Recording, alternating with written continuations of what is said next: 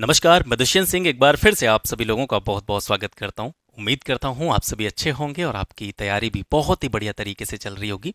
जैसा कि आप सभी जानते हैं कि यूपीपीएससी आरओ और यूपीपीसीएस प्रीलिम्स को ध्यान में रखते हुए हम यूपी स्पेशल जीके को कवर कर रहे हैं और आज के इस क्लास में हम उत्तर प्रदेश की राजनीतिक और प्रशासनिक व्यवस्था को समझने का प्रयास करेंगे। बहुत ही इंपॉर्टेंट टॉपिक है और आप ये मान करके चल सकते हैं कि आपकी आगामी जो दोनों परीक्षाएं हैं, चाहे आरओ की परीक्षा हो चाहे आपका यूपीपीसीएस का प्रीलिम्स हो, इन दोनों एग्जाम्स में आपको यहाँ से प्रश्न 100% देखने को मिलेंगे। तो चलिए स्टार्ट करते हैं और सबसे पहले बात करते हैं उत्तर प्रदेश के अलग अलग नामों के विषय में। स्वतंत्रता से पहले उत्तर प्रदेश को वर्ष 1858 में किस नाम से जाना जाता था? इसको कहा जाता था उत्तर पश्चिम प्रांत, जिसका जो हेड ऑफिस था, मुख्यालय था, वो था प्रयागराज। वर्ष 1877 में इसका नाम जो है उत्तर पश्चिम प्रांत और अवध कर दिया गया, क्योंकि 1870 में जो पूर्ववर्ती उत्तर पश्चिम प्रांत था उसमें अवध वाले क्षेत्र का भी विलय कर दिया जाता है, मर्ज कर दिया जाता है। तो 1870 में इसका नाम क्या हो जाता है? उत्तर पश्चिमी प्रांत एवं अवध। फिर आगे चल करके 1902 में इसका नाम हो जाता है संयुक्त प्रांत आगरा एवं अवध। 1921 में इसकी राजधानी जो थी प्रयागराज से लखनऊ स्थानांतरित की गई। जैसा कि आपने पूर्व में देखा कि इसका जो मुख्यालय या राजधानी हुआ करती थी वो प्रयागराज थी और 1921 में उत्तर प्रदेश की राजधानी को प्रयागराज से लखनऊ ट्रांसफर किया गया। तो ये बहुत ही इंपॉर्टेंट लाइन है, इसको याद रखेंगे कि उत्तर प्रदेश की राजधानी प्रयागराज से लखनऊ कब स्थानांतरित करी गई? तो ये 1921 में। वर्ष 1937 में फिर दोबारा से इस प्रदेश के नाम में परिवर्तन किया गया और इसका नाम रख दिया गया संयुक्त प्रांत यानी यूनाइटेड प्रोविंस। 24 जनवरी 1950 को राज्य का नाम उत्तर प्रदेश रखा गया, जिसे आप वर्तमान स्वरूप में देखते हैं। भारतीय संविधान में अपनाई गई जो संसदीय व्यवस्था है उसको केंद्र की तरह राज्य में भी लागू किया गया, यानी उत्तर प्रदेश में जो संसदीय व्यवस्था अपनाई गई है वो बिल्कुल केंद्र की तरह है। उसका ढांचा हम यहाँ पर समझने का प्रयास करेंगे। उत्तर प्रदेश में राजनीतिक और प्रशासनिक व्यवस्था का जो ढांचा है वो कुछ इस तरीके का है, यानी राज्य की जो पूरी राजनीतिक और प्रशासनिक व्यवस्था है उसको मुख्य रूप से 3 भागों में बांटते हैं: कार्यपालिका, विधायिका और न्यायपालिका। कार्यपालिका के अंतर्गत कौन कौन सी चीजें आती हैं? कार्यपालिका में सबसे ऊपर होता है राज्यपाल, उसके बाद में मुख्यमंत्री, मंत्रिपरिषद और महाधिवक्ता। इन 4 लोगों से मिलकर के कार्यपालिका का निर्माण होता है। विधायिका, विधायिका किस किस चीज से मिलकर के बनती है? विधायिका में राज्यपाल होता है, फिर विधानसभा होती है, फिर विधान परिषद होती है। जिस तरीके से आप केंद्र में देखते हैं, केंद्र में जो संसद होती है वही एक तरह की क्या है, उसको भी आप विधायिका कह सकते हैं। विधायिका मतलब एक ऐसी इकाई, एक ऐसी यूनिट, एक ऐसा निकाय जो क्या बनाता है? विधान बनाता है, नियम बनाता है। तो संसद में आप देखते हैं संसद के जो 3 प्रमुख अंग हैं वो क्या है? राष्ट्रपति, लोकसभा निम्न सदन और उच्च सभा। जो उच्च सदन है वो है आपका राज्यसभा। ठीक उसी तरीके से आप राज्य में देखेंगे तो राज्य में जो स्थान आपका राज्यपाल का देखने को मिलता है, केंद्र में वो स्थान किसका है? राष्ट्रपति का है। तो केंद्र में राष्ट्रपति हो गया, उस स्थान पर राज्य में राज्यपाल। जहां पर आप केंद्र में देखते हैं जो उच्च सदन होता है राज्यसभा होता है, ऐसे ही राज्य में उच्च सदन जो होता है वो विधान परिषद होता है। कभी कभी इसमें कन्फ्यूजन हो जाती है, बहुत से लोग विधानसभा को उच्च सदन मान लेते हैं, तो इस तरीके से आपको नहीं देखना है। तो राज्य में जो उच्च सदन होता है वो विधान परिषद होता है। लेकिन सबसे महत्वपूर्ण चीज राज्यों के संदर्भ में ये है कि हर राज्य में विधान परिषद नहीं है, ये ध्यान रखना। हर राज्य में विधान परिषद की स्थापना नहीं की गई है। और इससे जुड़ी हुई जो इंपॉर्टेंट चीज़ें हैं, अगर आपने मेरी पॉलिटी वाली कंप्लीट प्लेलिस्ट नहीं देखी है, मैंने उस पर पूरा का पूरा पॉलिटी को कंप्लीट कराया हुआ है, विशेष रूप से प्रीलिम्स के पॉइंट ऑफ व्यू से वो बहुत ही इंपॉर्टेंट प्लेलिस्ट है। अगर आप उसको देखेंगे तो बहुत जल्दी उसको कवर कर लेंगे। तो पूरी पॉलिटी अगर आपको देखनी है तो वहाँ से आप देख सकते हैं। वहाँ पर मैंने हर चीज़ को बिल्कुल कह सकते हैं बढ़िया तरीके से एक्सप्लेन करके हुए आपको बताया हुआ है। तो यहाँ पर हम उत्तर प्रदेश का जो राजनीतिक और प्रशासनिक ढांचा है उसको समझने का प्रयास कर रहे हैं। कार्यपालिका आपको पता चल गया, विधायिका आपको पता चल गया, राज्यपाल, विधानसभा निम्न सदन होता है, विधान परिषद उच्च सदन होता है। न्यायपालिका में सबसे ऊपर होता है उच्च न्यायालय, इसके बाद में होते हैं अधीनस्थ न्यायालय। वैसे न्यायपालिका का जो ढांचा है वो त्रिस्तरीय है, एक तरीके से आप देखते हैं। सबसे ऊपर क्या होता है आपका एपेक्स कोर्ट, जो आपका सुप्रीम कोर्ट है, सर्वोच्च न्यायालय है। उसके बाद में राज्यों के जो उच्च न्यायालय होते हैं वो आ जाते हैं। इसके बाद में जो भी सबॉर्डिनेट कोर्ट्स होते हैं, अधीनस्थ न्यायालय होते हैं, वो आ जाते हैं। ठीक है, यहाँ पर हम बात कर रहे हैं किसके बारे में? राज्य के बारे में। तो राज्य में सबसे ऊपर क्या होता है? उच्च न्यायालय होता है और उसके नीचे जितने भी सबॉर्डिनेट कोर्ट्स होते हैं, अधीनस्थ न्यायालय होते हैं, वो आते हैं। तो ये एक ढांचा है, स्ट्रक्चर है। अब इसी स्ट्रक्चर को हम आगे विस्तार से समझेंगे। उससे पहले हम उत्तर प्रदेश से जुड़ी हुई कुछ महत्वपूर्ण चीज़ें देख लेते हैं जो अक्सर करके एग्जाम्स में पूछ ली जाती हैं। कुछ बेसिक सी चीज़ें हैं, जैसे उत्तर प्रदेश में लोकसभा सदस्यों की संख्या कितनी है? 80 है। सर्वाधिक लोकसभा सदस्य उत्तर प्रदेश से ही जाते हैं। उत्तर प्रदेश में लोकसभा में अनुसूचित जाति के लिए कितनी सीटों का आरक्षण दिया गया है? तो 17 जो सीटें हैं वो अनुसूचित जातियों के लिए आरक्षित हैं। उत्तर प्रदेश में लोकसभा में अनुसूचित जनजातियों के लिए किसी भी आरक्षित सीट की व्यवस्था नहीं है, इसीलिए यहाँ पर क्या लिखा हुआ है? 0, ठीक है, 0 लिखा हुआ है। उत्तर प्रदेश में राज्यसभा के सदस्यों की संख्या कितनी है? 31। ये भी पूछ लिए जाते हैं, याद रखेंगे। लोकसभा कितनी है? 80 सीटें हैं, राज्यसभा की 31 सीटें हैं। विधानसभा सदस्यों की संख्या की बात करें तो यहाँ पर जो है उत्तर प्रदेश में सर्वाधिक विधानसभा सदस्यों की संख्या है। विधानसभा की सीटों की संख्या सर्वाधिक किस स्टेट में है?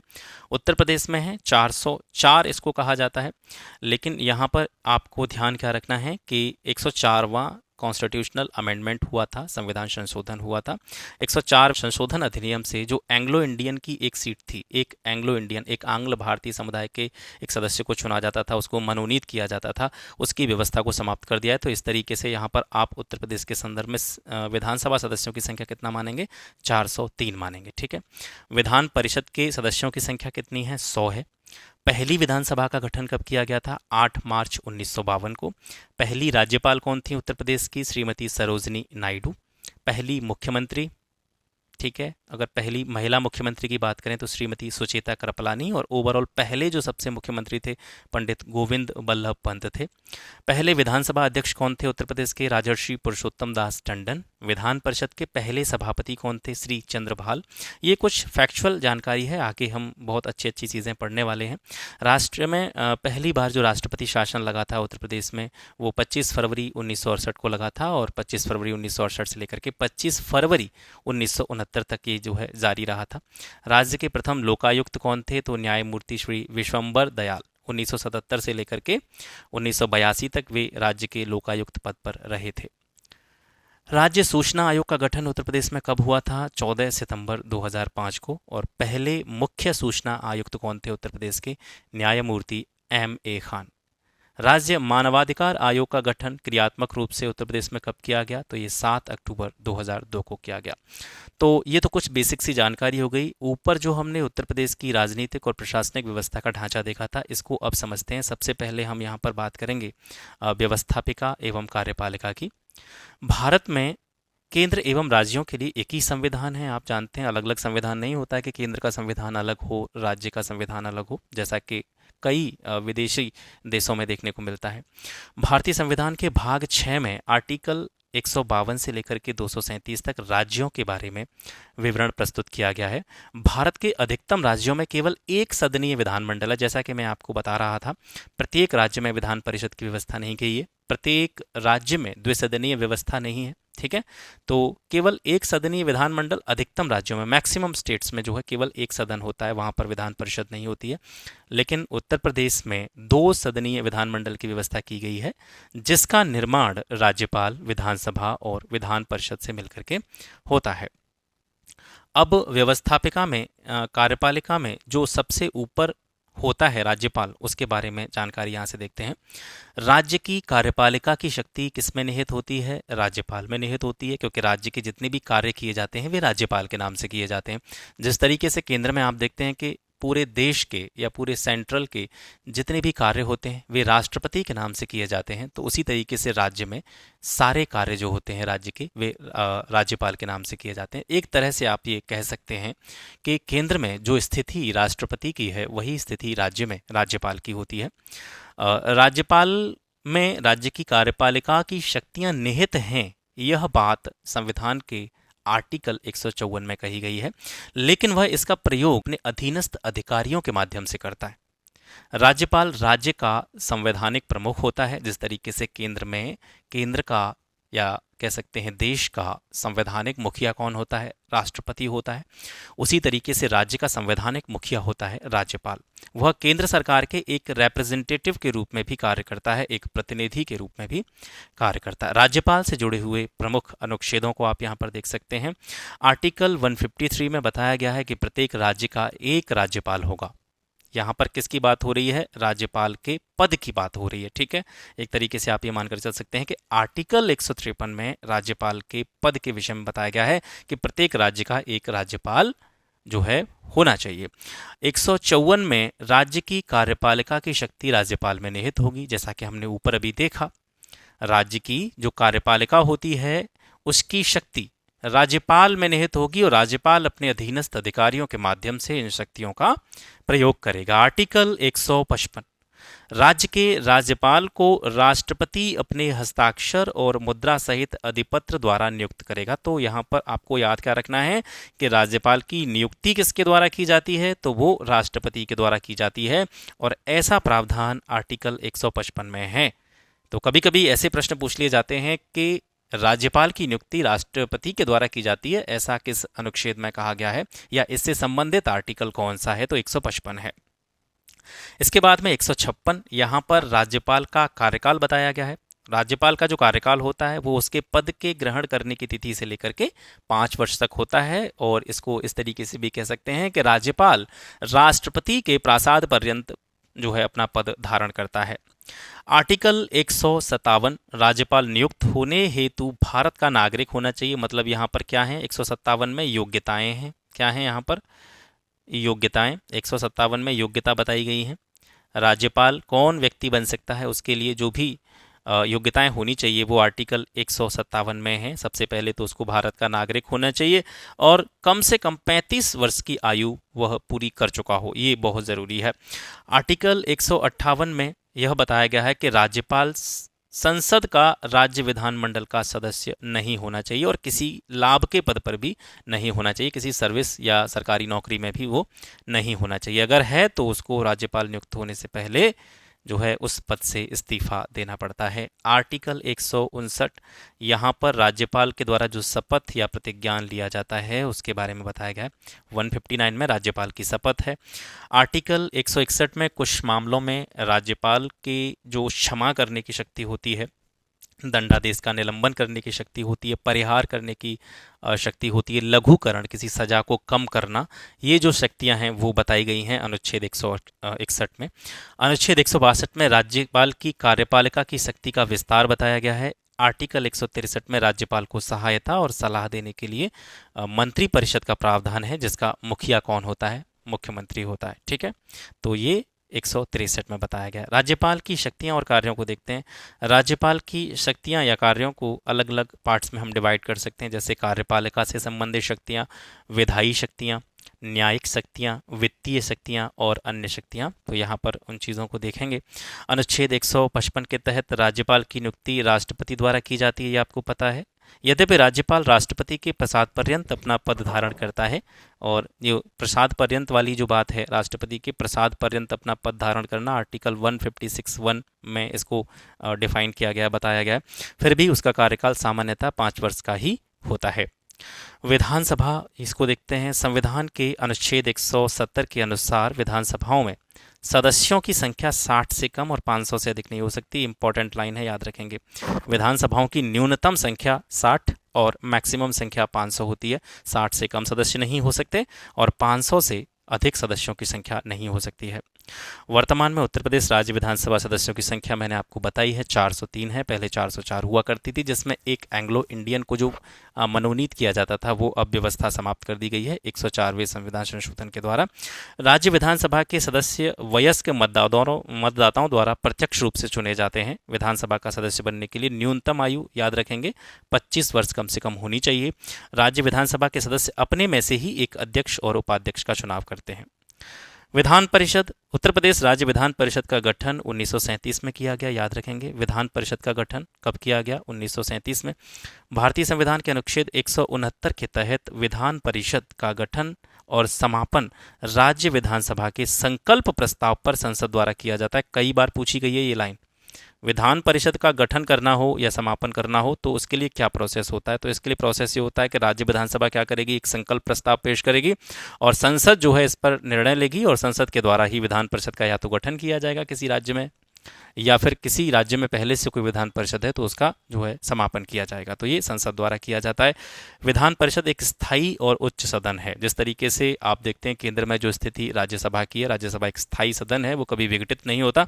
उसी तरीके से राज्य में विधान परिषद जो है उच्च सदन होता है। इसके अलावा ये स्थायी सदन भी होता है।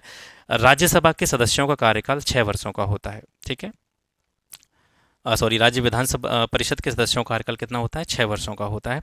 विधान परिषद के सदस्यों के निर्वाचन की पद्धति, किस तरीके से विधान परिषद के सदस्यों का निर्वाचन किया जाता है, ये थोड़ी सी ज़रूरी चीज़ है। इसको देखेंगे तो अलग अलग रूप में जो है विधान परिषद के सदस्यों का चुनाव होता है।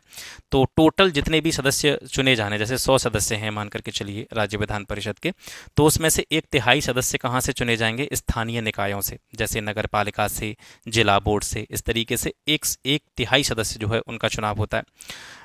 1/12 सदस्यों का निर्वाचन होता है राज्य के जो पंजीकृत स्नातक होते हैं, रजिस्टर्ड ग्रेजुएट जो व्यक्ति होते हैं, उनके द्वारा इनका निर्वाचन किया जाता है। 1/12 सदस्यों का निर्वाचन होता है ऐसे अध्यापकों के द्वारा जो 3 वर्ष से जो है अध्यापन कार्य करते हैं, 3 वर्ष से जो है टीचिंग कर रहे हैं, अध्यापन कर रहे हैं, उन लोगों द्वारा 1/12 सदस्यों का निर्वाचन किया जाता है। 1/3 सदस्यों का चुनाव विधानसभा के सदस्यों के द्वारा किया जाता है। शेष जो 1/6 छठवां हिस्सा जो बचता है, उन सदस्यों को राज्यपाल नाम निर्देशित करता है।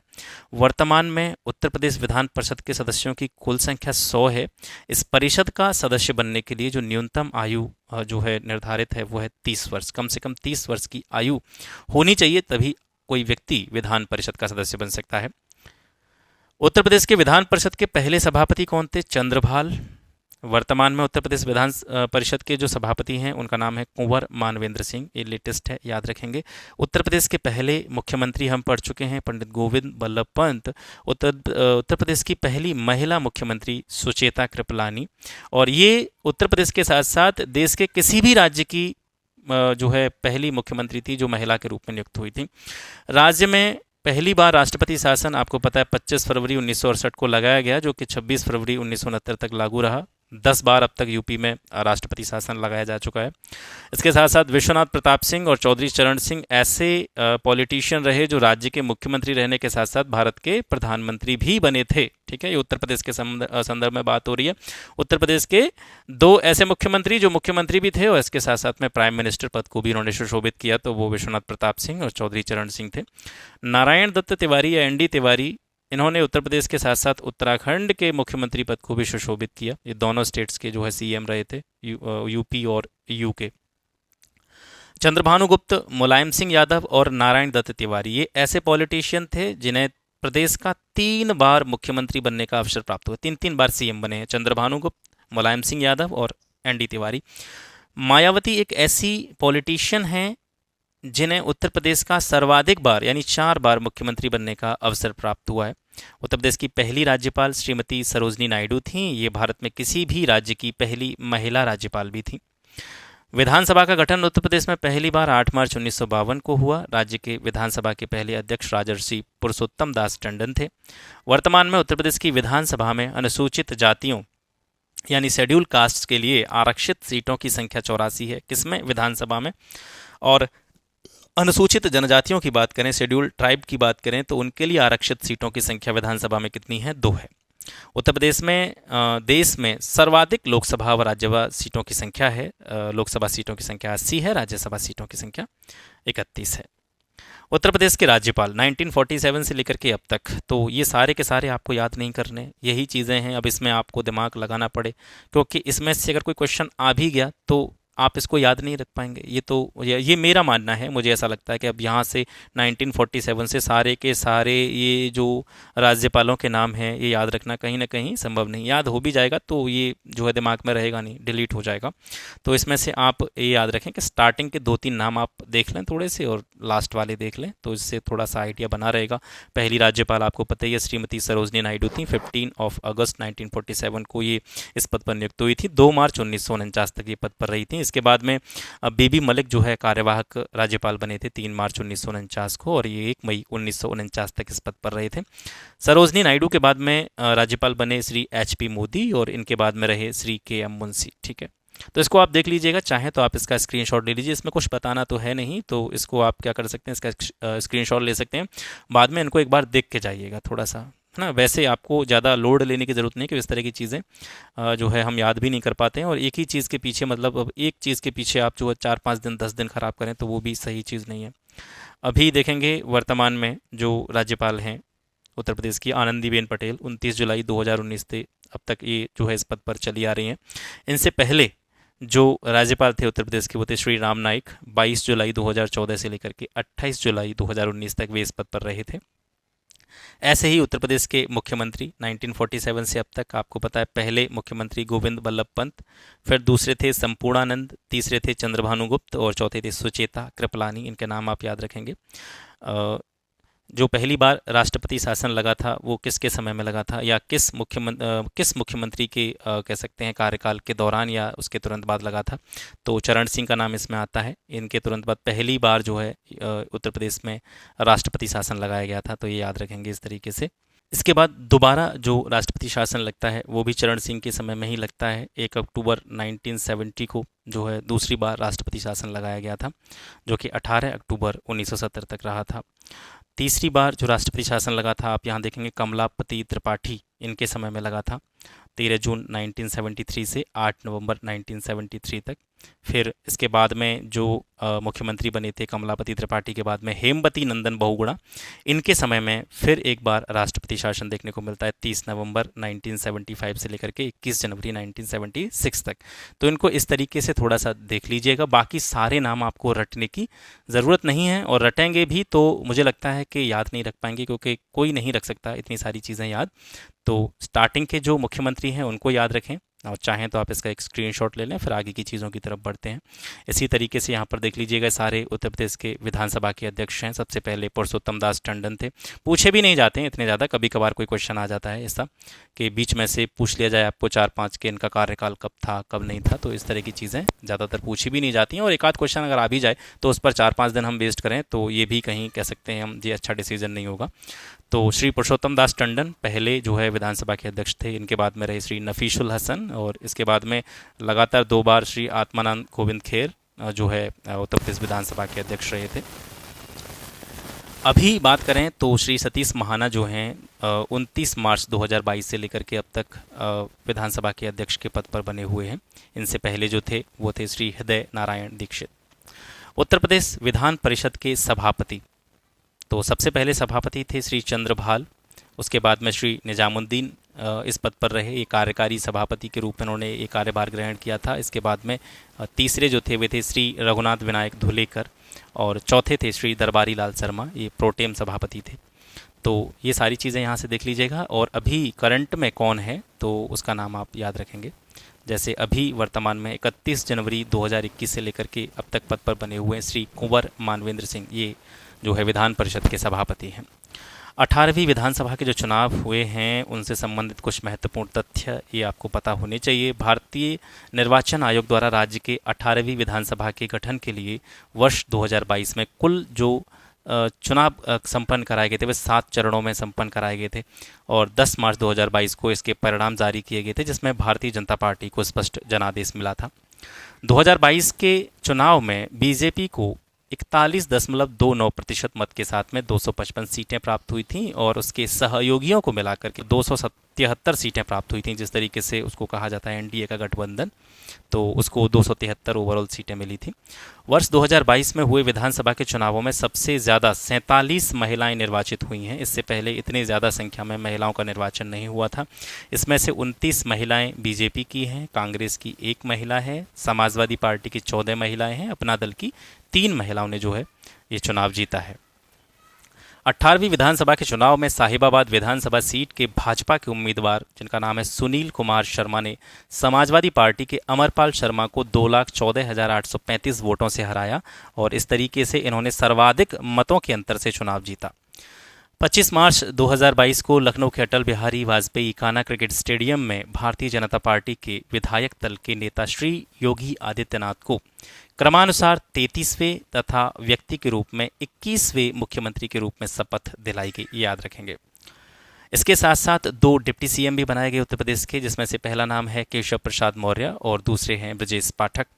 29 मार्च 2022 को भारतीय जनता पार्टी के वरिष्ठतम नेता सतीश महाना को प्रदेश की 18वीं विधानसभा का अध्यक्ष चुना गया। कार्यपालिका के बारे में बात करते हैं। संसदीय व्यवस्था में राज्यपाल राज्य का संवैधानिक प्रमुख होता है और मुख्यमंत्री जो है वास्तविक शक्तियों का प्रयोग करता है। इस वजह से मुख्यमंत्री को कार्यपालिका का वास्तविक प्रमुख कहा जाता है। संवैधानिक प्रमुख राज्यपाल होता है। आर्टिकल 154 के अनुसार राज्य की कार्यपालिका की शक्ति राज्यपाल में निहित होती है और इसका यूज संविधान के अनुसार स्वयं या अपने अधीनस्थ अधिकारियों के माध्यम से राज्यपाल के द्वारा किया जाता है। आर्टिकल 164 के अनुसार मुख्यमंत्री की नियुक्ति राज्यपाल के द्वारा की जाती है। इसके साथ साथ मुख्यमंत्री की सहायता के लिए जो अन्य मंत्री होते हैं उनकी नियुक्ति राज्यपाल करता है। किसकी सलाह पर करता है, किसकी परामर्श पर करता है?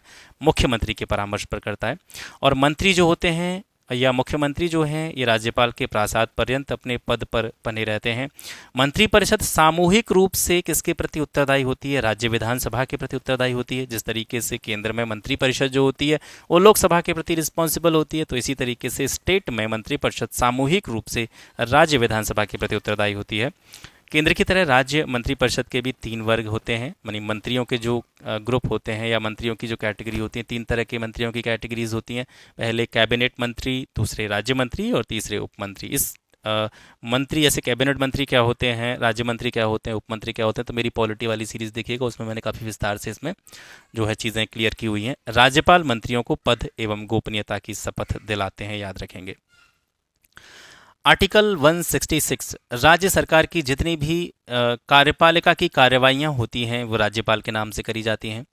मंत्री पद पर नियुक्त होने के लिए दोनों सदनों में से किसी एक का सदस्य होना आवश्यक है। अगर ऐसा नहीं है तो 6 माह के भीतर उस व्यक्ति को दोनों में से किसी एक सदन की सदस्यता ग्रहण करना अनिवार्य है, अन्यथा वह अपने पद पर नहीं बना रहेगा। मंत्रियों के वेतन भत्तों का निर्धारण समय समय पर किसके द्वारा किया जाता है? विधानमंडल के द्वारा। सचिवालय, इसी सचिवालय में जाने का आप सपना देख रहे हैं। सचिवालय जो होता है ये आवश्यक प्रशासनिक सहायता और परामर्श के लिए मुख्य सचिव के नेतृत्व में एक प्रशासनिक सिस्टम है, एक निकाय है जिसका गठन किया गया है, जिसे राज्य सचिवालय कहा जाता है। इसका जो मुख्य कह सकते हैं कार्यकारी अधिकारी होता है वो मुख्य सचिव होता है, राज्य का मुख्य सचिव। राज्य सचिवालय के प्रशासनिक अध्यक्ष को मुख्य सचिव कहते हैं, ये सबसे बड़ा पद होता है सचिवालय का। और प्रत्येक विभागों के सचिव को शासन सचिव कहा जाता है, यानी सबसे बड़ा एक तरह से अधिकारी जो हो गया सचिवालय का वो मुख्य सचिव होता है, चीफ सेक्रेटरी हो गया। इसके बाद में सचिवालय के जो अलग अलग डिपार्टमेंट होते हैं वे किसके अंडर रहते हैं? वे शासन सचिव के अंतर्गत रहते हैं। और ये जो होते हैं सचिव या शासन सचिव ये प्राय आईएएस संवर्ग के वरिष्ठ और अनुभवी अधिकारी होते हैं, ठीक है। राज्य सचिवालय का सोपानिक पदक्रम क्या है? सबसे ऊपर होता है मुख्य सचिव, शासन सचिव, अतिरिक्त या विशिष्ट सचिव, उसके बाद में उप सचिव, फिर सहायक सचिव, फिर सेक्शन अधिकारी, फिर सहायक प्रवर या अवर लिपिक, फिर लास्ट में आते हैं आपके 4th ग्रेड के कर्मचारी।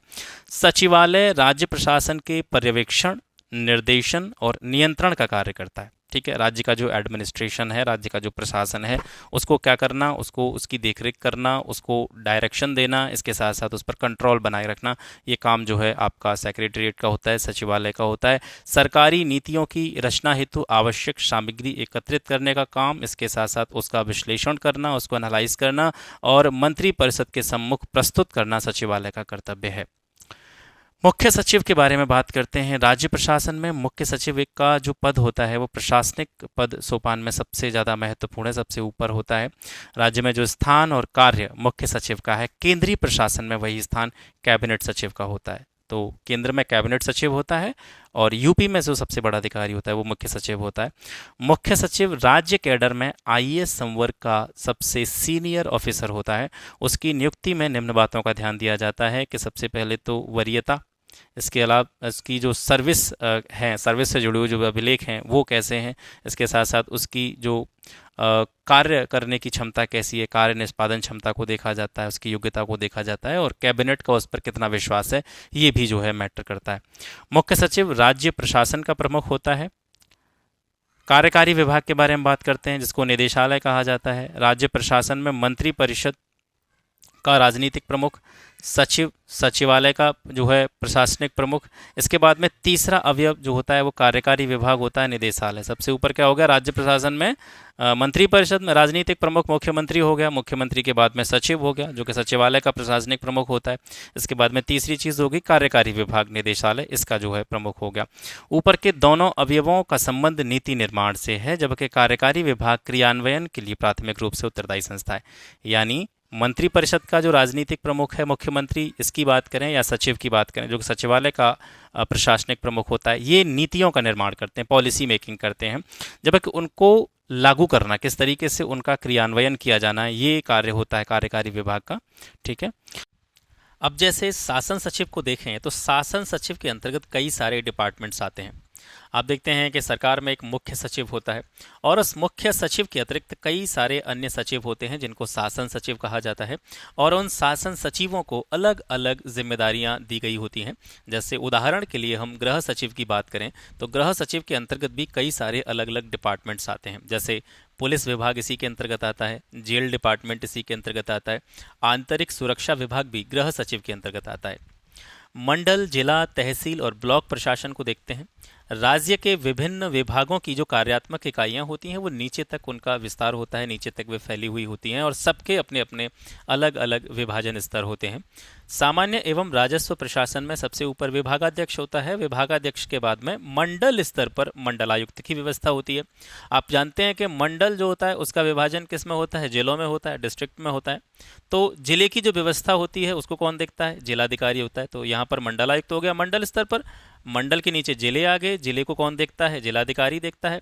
और जिले के अंतर्गत क्या होती हैं, अलग अलग तहसीलें होती हैं, और तहसील का जो भी व्यवस्था होती है, उसका जो प्रशासन होता है, एडमिनिस्ट्रेशन होता है, वो एसडीएम के नेतृत्व में कार्य करता है। ठीक है, सब डिविजनल मजिस्ट्रेट जो होते हैं। विकास प्रशासन में सबसे नीचे आते हैं ब्लॉक, ब्लॉक के ऊपर होते हैं जिले, जिले के ऊपर होता है राज्य स्तरीय विभाग। जैसे आपसे पूछा जाए जिले के, जैसे राज्य के प्रशासन में सबसे नीचे जो एक कार्यात्मक इकाई होती है वो ब्लॉक होता है ना। ब्लॉक के ऊपर जिला होता है और जिले के ऊपर जो अन्य राज्य स्तरीय विभाग होते हैं वो होते हैं। इसी प्रकार पुलिस, शिक्षा, स्वास्थ्य, विद्युत आदि विभागों के अपने अपने स्तर हैं और अपने अपने पद सोपान हैं। महाधिवक्ता की बात करते हैं, ये इंपॉर्टेंट है, इसको विशेष रूप से आप याद रखेंगे। यहाँ पर आपको पता होना चाहिए कि महाधिवक्ता की राज्य में जो स्थिति होती है ये ठीक वैसी ही होती है जैसी केंद्र स्तर पर महान्यायवादी की स्थिति होती है।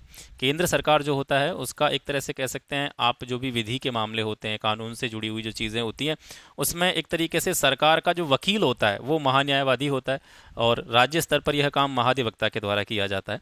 संविधान के आर्टिकल 165 के अनुसार राज्य में महाधिवक्ता की नियुक्ति किसके द्वारा की जाती है, ये राज्यपाल के द्वारा की जाती है। अवधि इसके कार्यकाल की नियत नहीं होती है, ये याद रखेंगे विशेष रूप से, है ना। जैसे आपसे ऑप्शन में पूछ लिया कि महाधिवक्ता की कार्यावधि कितनी होती है, उसमें दे दिया 2 साल, 4 साल, 5 साल, तो कभी कंफ्यूजन हो जाए। उसमें एक ऑप्शन ये भी दिया होगा कि इसकी कोई भी कार्यावधि नियत नहीं होती है और ये राज्यपाल के प्रसाद पर्यंत जो है अपने पद पर बना रहता है। अब इस पद पर नियुक्त होने के लिए, महाधिवक्ता बनने के लिए जो योग्यताएं होती हैं वो क्या होती हैं, सबसे पहले तो ये भारत का नागरिक होना चाहिए, सिटीजन ऑफ इंडिया, और दूसरा जो है ये 10 वर्ष से अधिक समय से न्यायिक कार्य से जुड़ा हुआ हो। ठीक है, और कम से कम 10 वर्ष से हाई कोर्ट में अधिवक्ता रहा हो। ठीक है, 10 साल कम से कम इसने हाई कोर्ट में वकालत की हो। महाधिवक्ता का कर्तव्य यह होगा कि वह राज्य सरकार को विधि संबंधी विषय जितने भी होंगे, मामले होंगे, उन पर सलाह देने का काम करेगा। इसके साथ साथ राज्य सरकार की पैरवी जब कोर्ट्स वगैरह में करी जाती है तो वो महाधिवक्ता के द्वारा ही की जाती है। ये आप सभी जानते हैं, आजकल वैसे भी सारी भर्तियां कोर्ट में ही लटकी होती हैं, तो सरकार की तरफ से जो वकील जाता है उसको क्या बोलते हैं, महाधिवक्ता बोलते हैं, और केंद्र की तरफ से जो वकील पैरवी करता है केंद्र सरकार की सुप्रीम कोर्ट में, तो उसको क्या बोलते हैं, महान्यायवादी बोलते हैं।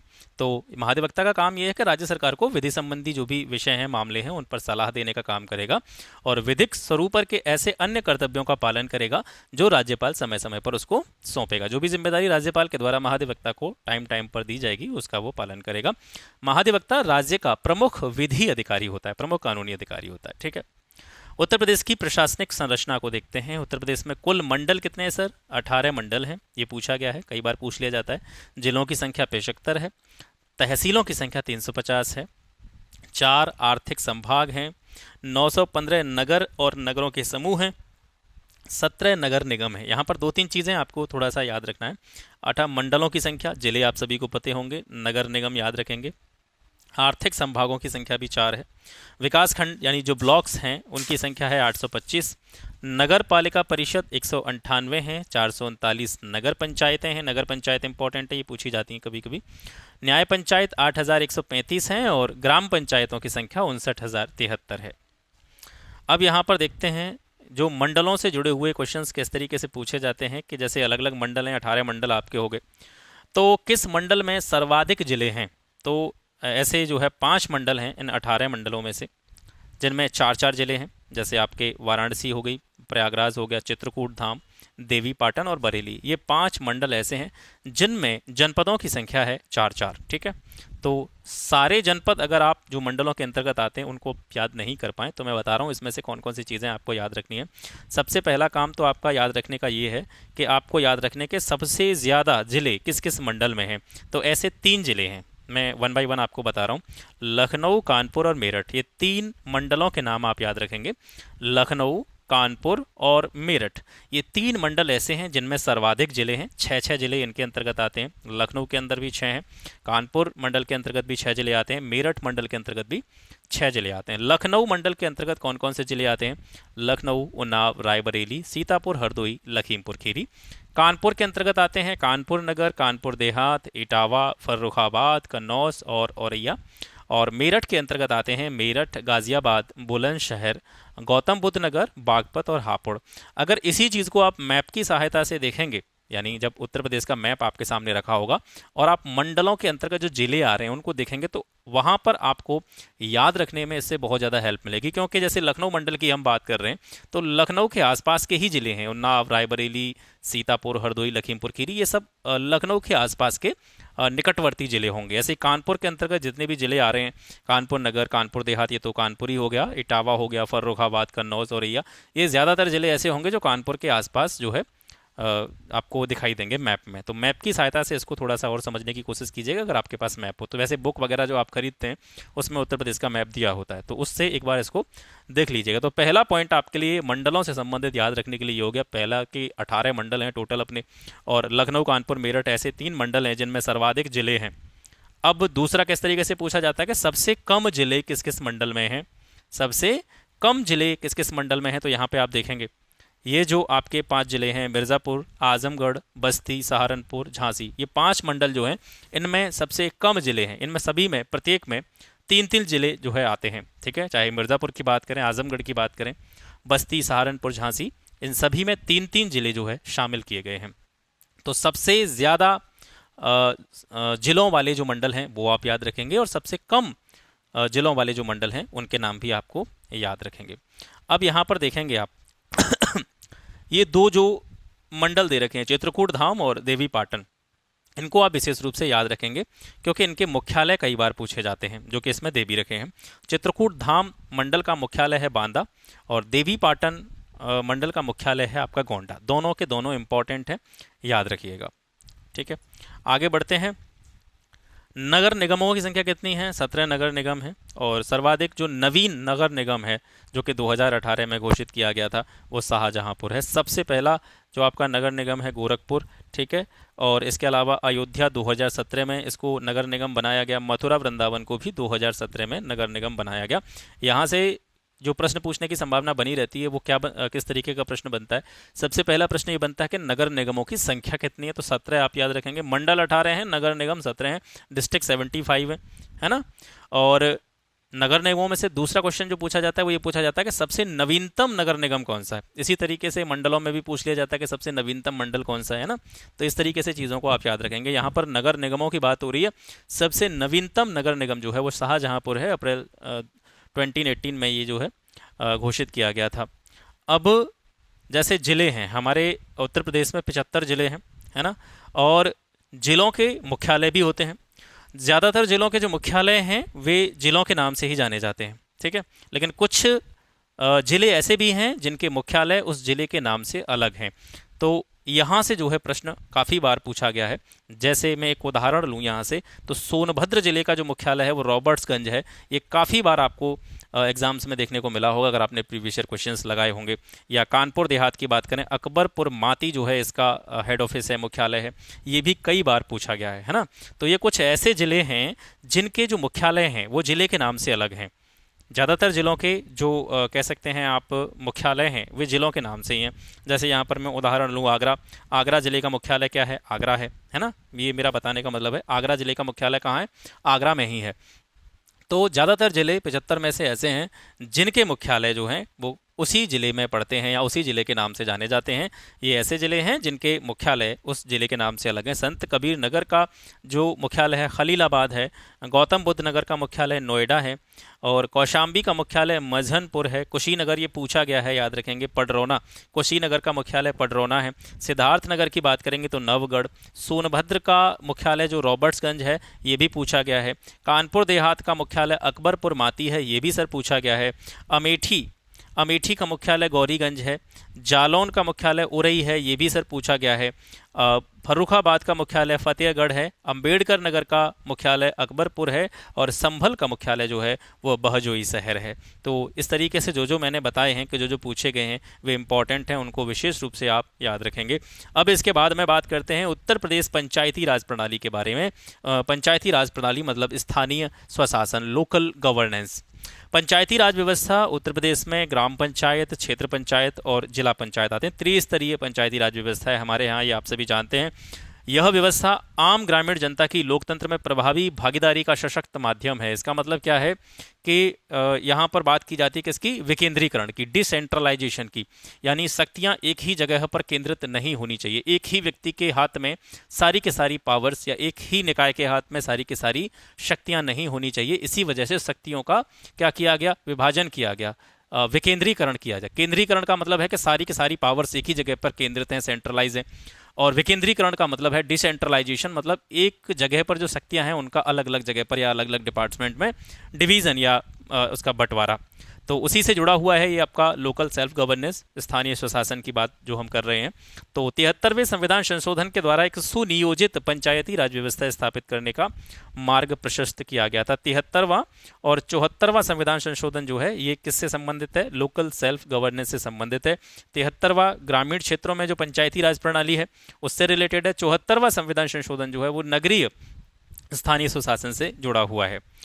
भारत के प्राचीनतम ग्रंथ ऋग्वेद में सभा और समिति के रूप में लोकतांत्रिक स्वायत्तशासी संस्थाओं का उल्लेख जो है प्राचीन काल में देखने को मिलता है। राज्य में पहली बार पंचायत की स्थापना कब हुई थी? 15 अगस्त 1949 को हुई थी। वैसे अगर देखा जाए ओवरऑल बैक साइड में हम जाते हैं, पुराने समय में जाते हैं, तो पहली बार पंचायत की स्थापना उत्तर प्रदेश में 15 अगस्त 1949 को हुई थी। लेकिन जैसे 1992 में आता है आपका 73rd कॉन्स्टिट्यूशनल अमेंडमेंट, 73वां संविधान संशोधन, इसके द्वारा प्रदेश में 24 अप्रैल 1993 को त्रिस्तरीय पंचायती राज व्यवस्था को संवैधानिक रूप दे दिया गया। तो पहले जो आप बात कर रहे हैं यहाँ पे 15 अगस्त 1949 को जो पंचायत की स्थापना हुई थी, उस टाइम पर पंचायतों को संवैधानिक दर्जा नहीं दिया गया था, इनको संविधान में कोई स्थान नहीं दिया गया था। लेकिन 73वें संविधान संशोधन के द्वारा पंचायतों को संवैधानिक दर्जा जो है प्रदान कर दिया गया था। ठीक है। 73वें संविधान संशोधन के अनुक्रम में प्रदेश सरकार द्वारा उत्तर प्रदेश पंचायत विधि संशोधन अधिनियम 1994 पारित किया गया, जो 22 अप्रैल 1994 से प्रदेश में प्रवृत्त हुआ, मतलब लागू हुआ। इसमें निम्नलिखित व्यवस्थाएं सुनिश्चित की गई हैं। क्या क्या व्यवस्थाएं 73वें संविधान संशोधन के द्वारा जो है यहाँ पर लागू की गई थी? पंचायतों का गठन किया जाएगा, उनका एक सुनियोजित क्या बनाया जाएगा? स्ट्रक्चर बनाया जाएगा, संरचना बनाई जाएगी। इसके अलावा जो SC ST और पिछड़े वर्ग की बात करते हैं हम, या इसके अलावा जो महिलाएं हैं उनके लिए रिजर्वेशन दिया जाएगा, आरक्षण दिया जाएगा। पंचायतों के जो भी कार्य हैं या पंचायतों की जो शक्तियां हैं और जो उनकी रिस्पॉन्सिबिलिटीज़ हैं, उनके जो उत्तरदायित्व हैं, उनका और विस्तार किया जाएगा। पंचायतों का एक निश्चित कार्यकाल होगा, जैसे आप जानते हैं 5 साल का इनका कार्यकाल होता है।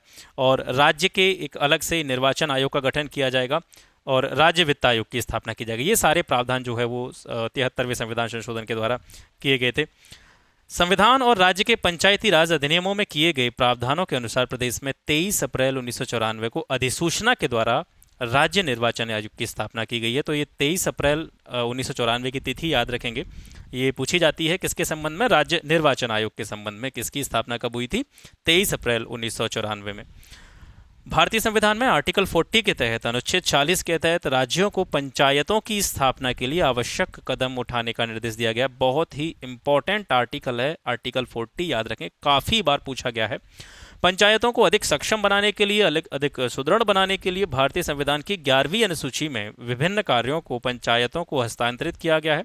मतलब पहले सारे कार्य जो है एक ही स्थान से हो रहे थे। अब जैसे जो विकेंद्रीकरण की व्यवस्था आई, लोकल सेल्फ गवर्नेंस का सिस्टम लागू हुआ, तो पंचायतों के भी उत्तरदायित्वों में विस्तार किया गया, उनको भी कुछ जिम्मेदारियां दी गई, उनके भी कुछ अधिकार क्षेत्र निश्चित किए गए। तो इस तरह से एक अनुसूची बनाई गई। इस अनुसूची में पंचायतों से जुड़े हुए 29 विषयों को शामिल किया गया है। उत्तर प्रदेश में पंचायतों की त्रिस्तरीय व्यवस्था लागू है, जिसमें सबसे पहले आता है, सबसे निचले स्तर पर ग्राम पंचायत होती है, उसके ऊपर क्षेत्र पंचायत होती है और फिर सबसे ऊपर जिला पंचायत होती है। उत्तर प्रदेश में 3 प्रकार के नगर निकाय भी गठित किए जाते हैं। तो ये जो ऊपर हम बात कर रहे हैं, ग्राम पंचायत, क्षेत्र पंचायत और जिला पंचायत, ये ग्रामीण स्तर पर पंचायती राज व्यवस्था का एक सिस्टम है। इसके अलावा जब हम नगरों की बात करते हैं, नगरीय निकायों की बात करते हैं, तो वहाँ पर सबसे पहले आती है नगर पंचायत, इसके बाद में आती है नगर पालिका और सबसे ऊपर होता है तीसरे स्तर पर जो है आपका नगर निगम। तो ये 3 लेवल जो हैं ये नगरीय स्तर पर हैं और ऊपर ग्राम पंचायत, क्षेत्र पंचायत या जिला पंचायत, ये ग्रामीण स्तर पर जो है पंचायती राज व्यवस्था के 3 लेवल्स हैं, 3 स्तर हैं। जिला पंचायत की बात करते हैं। प्रदेश की पंचायती राज व्यवस्था की त्रिस्तरीय व्यवस्था में सबसे शीर्ष पर जिला पंचायत होता है और जिला पंचायत प्रत्येक जिले में गठित की जाती है। और ये जो चल रहा है ना 73वां 74वां संविधान संशोधन के बारे में, मतलब ग्रामीण और नगरीय जो कह सकते हैं शासन व्यवस्था की बात हम कर रहे हैं, ये बहुत ही इंपॉर्टेंट पार्ट है, इसको याद रखिएगा। यहाँ से हर बार प्रश्न आता है, तो ये इसको जो भी चीज़ें हैं इसकी ज़रूरी, तो उनको आप विशेष रूप से ध्यान दीजिएगा, इसको याद रखने की कोशिश कीजिएगा। जिला पंचायत प्रत्येक जिले में गठित होती है और जिला पंचायत के सदस्यों का चुनाव किसके द्वारा किया जाता है? जो भी उस क्षेत्र की वयस्क जनता होती है, जिसकी एज 18 ईयर्स से ऊपर होती है, उस वयस्क जनता के द्वारा जिला पंचायत के सदस्यों का चुनाव किया जाता है। जिला पंचायत के अध्यक्ष और उपाध्यक्ष का चुनाव चुने हुए सदस्यों के द्वारा अपने सदस्यों के बीच से किया जाता है। जिला पंचायत का सचिव कौन होता है? तो सचिव होता है जिले का मुख्य विकास अधिकारी, जिसको बोलते हैं सीडीओ, चीफ डेवलपमेंट ऑफिसर, या जो पंचायती राज अधिकारी होता है वो। ठीक है, तो कोई भी जो है, चाहे मुख्य विकास अधिकारी या पंचायती राज अधिकारी, ये जो होते हैं ये जिला पंचायत के सचिव स्तर के अधिकारी होते हैं या इनको सचिव माना जाता है। जिला पंचायत अपने सदस्यों में से 6 प्रकार की समितियां बनाती है। वो 6 प्रकार की समितियां कौन कौन सी हैं? पहली है प्रशासनिक समिति, दूसरी है नियोजन और विकास समिति, शिक्षा से जुड़ी हुई समिति तीसरी, चौथी है जो जिन चीज़ों का निर्माण वगैरह किया जाता है तो उन कार्यों से जुड़ी हुई निर्माण कार्य समिति, इसके बाद में स्वास्थ्य और कल्याण से जुड़ी हुई समिति और जल प्रबंधन समिति। तो ये 6 प्रकार की समितियों का निर्माण जिला पंचायत जो होती है अपने सदस्यों में से इनका निर्माण करती है, इन समितियों को बनाती है। क्षेत्र पंचायत देखते हैं।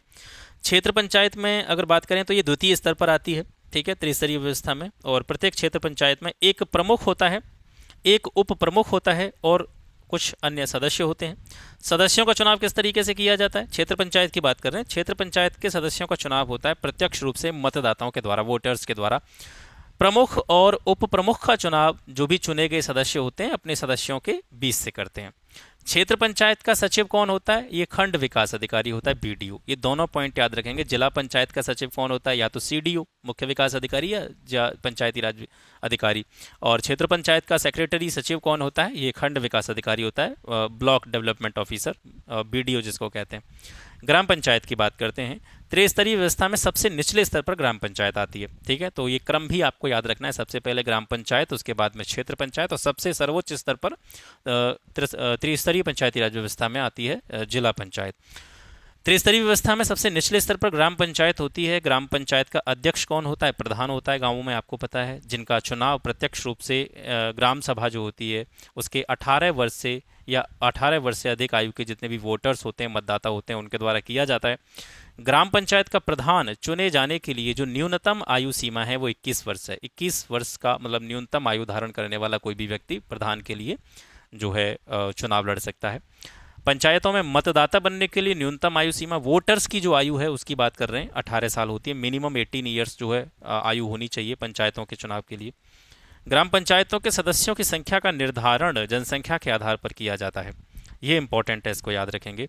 1000 की जनसंख्या पर 9 सदस्य, 1000 से 2000 के बीच में अगर पॉपुलेशन है तो वहाँ पर 11 सदस्य होंगे। 2000 से 3000 की जनसंख्या के बीच में अगर पॉपुलेशन है तो 13 सदस्य होंगे, और 3000 से अधिक अगर पॉपुलेशन है तो वहाँ पर 15 सदस्य होंगे। कार्य संपादन के लिए ग्राम पंचायत की बैठक प्रत्येक माह में कम से कम एक बार होगी। हर महीने कम से कम एक बैठक ग्राम पंचायत की होनी ही चाहिए कार्यों के संपादन के लिए, ये पूछा गया है। किसी ग्राम पंचायत की पहली बैठक और उस ग्राम पंचायत के गठन के 30 दिन के भीतर होना आवश्यक है।